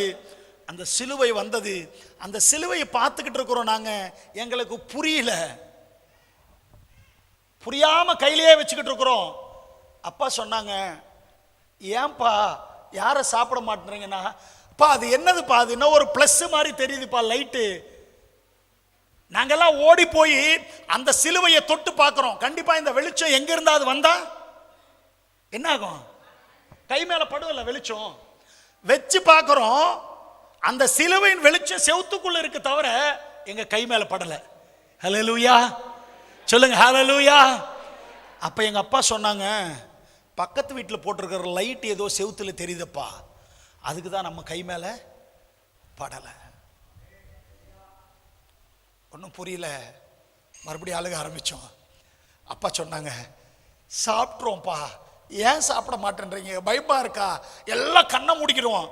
நான் 1 2 3 சொல்கிறேன், எல்லாம் ஒன்றா சாப்பிட்டு செத்து போயிடும் அப்படின்னு சொன்னோன்னு எல்லாரும் கண்ணை முடிக்கிட்டோம். சாப்பிடலாம், அந்த விஷத்தை சாப்பிட்றோன்னு வாய்கிட்ட கொண்டு போகிறோம். அந்த ஃப்ராக்சர் ஆஃப் செகண்ட்ஸுங்க. இந்த சிலுவையிலிருந்து ஒரு வெளிச்சம் என்னுடைய 2வது அக்காவுக்கு மேல விழுந்த உடனே அவள் கரங்களை தட்டி அந்நிய பாஷை பேச ஆரம்பிச்சிட்டா. ஹல்லேலூயா, ஹல்லேலூயா. எங்களுக்கு அந்நிய பாஷையும் தெரியாது, ஆவியானவரையும் தெரியாது, இயேசுநாதரையும் தெரியாது. நடந்தது என்ன தெரியுங்களா? எங்க அப்பா எங்க அக்காவை நிறுத்துறாரு. அவ ஏதோ கை தட்டுறா, குதிக்கிறா, கையில் இருக்கிற சாப்பாட்டுலாம் கீழே விழுந்துருச்சு, ஏதேதோ பண்றா. எங்க அப்பாவுக்கு என்ன பண்றதுன்னு தெரியல. நிறுத்தி பார்த்தார். நிறுத்தலன்னு சொன்ன உடனே உள்ள போய் ஒரு பெரிய குச்சி எடுத்துட்டு வந்து எங்க அக்காவை அடிக்க ஆரம்பிச்சிட்டாரு. மஞ்சு நிப்பாட்டு, என்ன பேசுற, நிறுத்து நிறுத்து என்று அவர் அடிக்க ஆரம்பிச்சிட்டார். கொஞ்ச நேரத்தில் அவள் அப்படியே கண்ணை சுத்தி எங்க அக்கா கீழே விழுந்துட்டா. கீழே விழுந்துமே தண்ணி தெளிச்சு எழுப்பி, என்ன பேசுனேன் அண்ணா, எனக்கு ஒன்றும் தெரியாதுப்பா, என்ன நடந்துச்சு அப்படின்றா. என்ன பேசுனா தெரியாது. அதுக்குள்ளே அப்பா அடிச்சது அங்கங்க வீக்கம் வந்துருச்சு. கோவத்தில் அப்பா அடிச்சுட்டாங்க நல்லா. அவ கையில் இருந்து கீழே விழுந்து சாப்பாட்டெலாம் எடுத்து அவ கையில் கொடுத்து, முதல்ல நீ சாப்பிட்டு செத்து போயிரு. நாங்கள் தற்கொலைக்கு போகிறதுக்கு காரணம் என்ன தெரியுங்களா? நிறைய கடன் இருந்த போதிலும் ஒரு ரவுடி கிட்ட 50,000 ரூபாய் கடன் வாங்கியிருந்தோம். மீட்டர் வட்டி. என்ன வட்டி கேள்விப்பட்டிருக்கீங்களா? மீட்டர் வட்டி. ஒவ்வொரு நாளுக்கும் வட்டி கட்டணும். மாதத்துக்கு ஒரு வாட்டி வட்டி இல்லை, ஒரு நாளைக்கு மாத வட்டி கட்டணும். 50,000 ரூபாய் வட்டிக்கு வாங்கியிருந்தா 30,000 ரூபாய் வட்டியாச்சு. 50,000 ரூபாய் அசல், 30,000 ரூபாய் வட்டி. கொடுக்கலன்னா என்னுடைய அக்காவை கொண்டு போய் பாம்பேல விபச்சாரம் பண்ணுற இடத்துல விற்றுட்டு அந்த காசை எடுத்துக்கிறேன்னு சொன்னான். அந்த வேதனை அவமானம் தாங்க முடியாம தான் தற்கொலைக்கு போனோம். அப்பா சொன்னார், உனக்கு எதுவும் ஆகக்கூடாதுதாம்மா, நம்ம சாப்பிட்டு செத்து போகலானே முடிவு பண்ணோம், நீ ஏமா இப்படியெல்லாம் பண்ணுறேன்னு சொல்லி அப்பா கேட்க ஆரம்பித்தார். கடைசியில் கீழே விழுந்து அந்த விஷம் கலந்த சாப்பாட்டை எடுத்து எங்கள் அக்கா கையில் கொடுத்ததுமே எங்கள் அக்கா மீண்டும் அந்த சாப்பாடை வாய்கிட்ட சாப்பிட கொண்டு போகுது. நாங்கள்லாம் சாப்பிடல, எங்கள் அக்காவை பார்த்துட்ருக்கோம். அவள் சாப்பிட்டு முடித்த உடனே நாங்கள் சாப்பிட்லான்னு வாய்க்கிட்ட கொண்டு போகும் பொழுது அக்காவை பார்த்துக்கிட்டே இருக்கோம். திடீரென்ற அந்த சிலுவையிலிருந்து இன்னொரு வெளிச்சம் விழுந்த உடனே எங்கள் அக்காவுக்குள்ளேருந்து கர்த்தராகிய இயேசு கிறிஸ்து தீர்க்க தரிசனமாக பேச ஆரம்பித்தார். ஹல்லேலூயா, ஹல்லேலூயா. நான் தான் ஆண்டவராகிய இயேசு கிறிஸ்து. நீங்கள் இத்தனை நாள் எத்தனையோ கடவுள்களை வணங்குனீங்க. தரிசனம் என்பது நீ கடவுளை தேடி போய் பார்ப்பது அல்ல, கடவுள் உன்னை தேடி வந்து காண்பிப்பதே தரிசனம். ஹல்லேலூயா. ஆபத்தில் இருக்கிறவர்களிடத்தில் இயேசு வருவார். ஆபத்தில் இருக்கிறவர்களிடத்தில் இயேசு வருவார். இந்த ஜனங்கள் பயந்து போயிருந்தாங்க. அதுக்கு தான் தூதன் வந்து சொல்றாரு, பயப்படாதிருங்கள், துக்கப்படாதிருங்கள், கவலைப்படாதிருங்கள், இந்த உலகத்திற்கே சந்தோஷத்தை கொடுக்கிற நற்செய்தியை உங்களிடத்தில் கொண்டு வருகிறேன். அன்றைக்கு இயேசு என் வீட்டுக்குள்ள வந்தார். எங்க அக்கா மூலமா பேசினாரு. உங்க கையில் இருந்த விஷத்தெல்லாம் கொண்டு போய் வெளியே கூட்டிட்டு வாங்கன்னா, நைட்டு 12:30 மணிக்கு போய் பெரிய குழியை தோண்டி அந்த சாப்பாட்டெல்லாம் மண்ணுக்குள்ள புதைச்சிட்டு வந்தோம். நைட்டெல்லாம் அந்த சிலுவையை பார்த்து அழுகிறோம், ஏசப்பா எங்க கடன் மாத்துங்க, கடன் மாத்துங்க, கடன் மாத்துங்க. தூங்கிட்டோம். காலையில் எழுந்திரிச்சு பார்த்தா சிலுவையை காணோம். ஐயோ சிலுவை காணோமே, ஏசாமி வீட்டில இருந்து போயிட்டாரா என்ன, ஒன்றும் புரியல. அதுக்குள்ளே எங்கள் அப்பா காலையிலே ரெடி ஆகிட்டு போயிட்டு ஒரு ரெண்டு ஆணியை வாங்கிட்டு வந்து, சிலுவை எந்த இடத்துல இருந்தோம் 2 ஆணி, ஒரு பெரிய பூ மாலை வாங்கிட்டு வந்து மாலையை போட்டாச்சு. யாருக்கு? ஆமா, இயேசுநாதருக்கு பூ மாலையை போட்டாச்சு. நல்ல ஒரு கற்பூரம், நல்ல கற்பூர ஆரத்தி. யாருக்கு? ஆமா, நல்ல ஊதுபத்தி.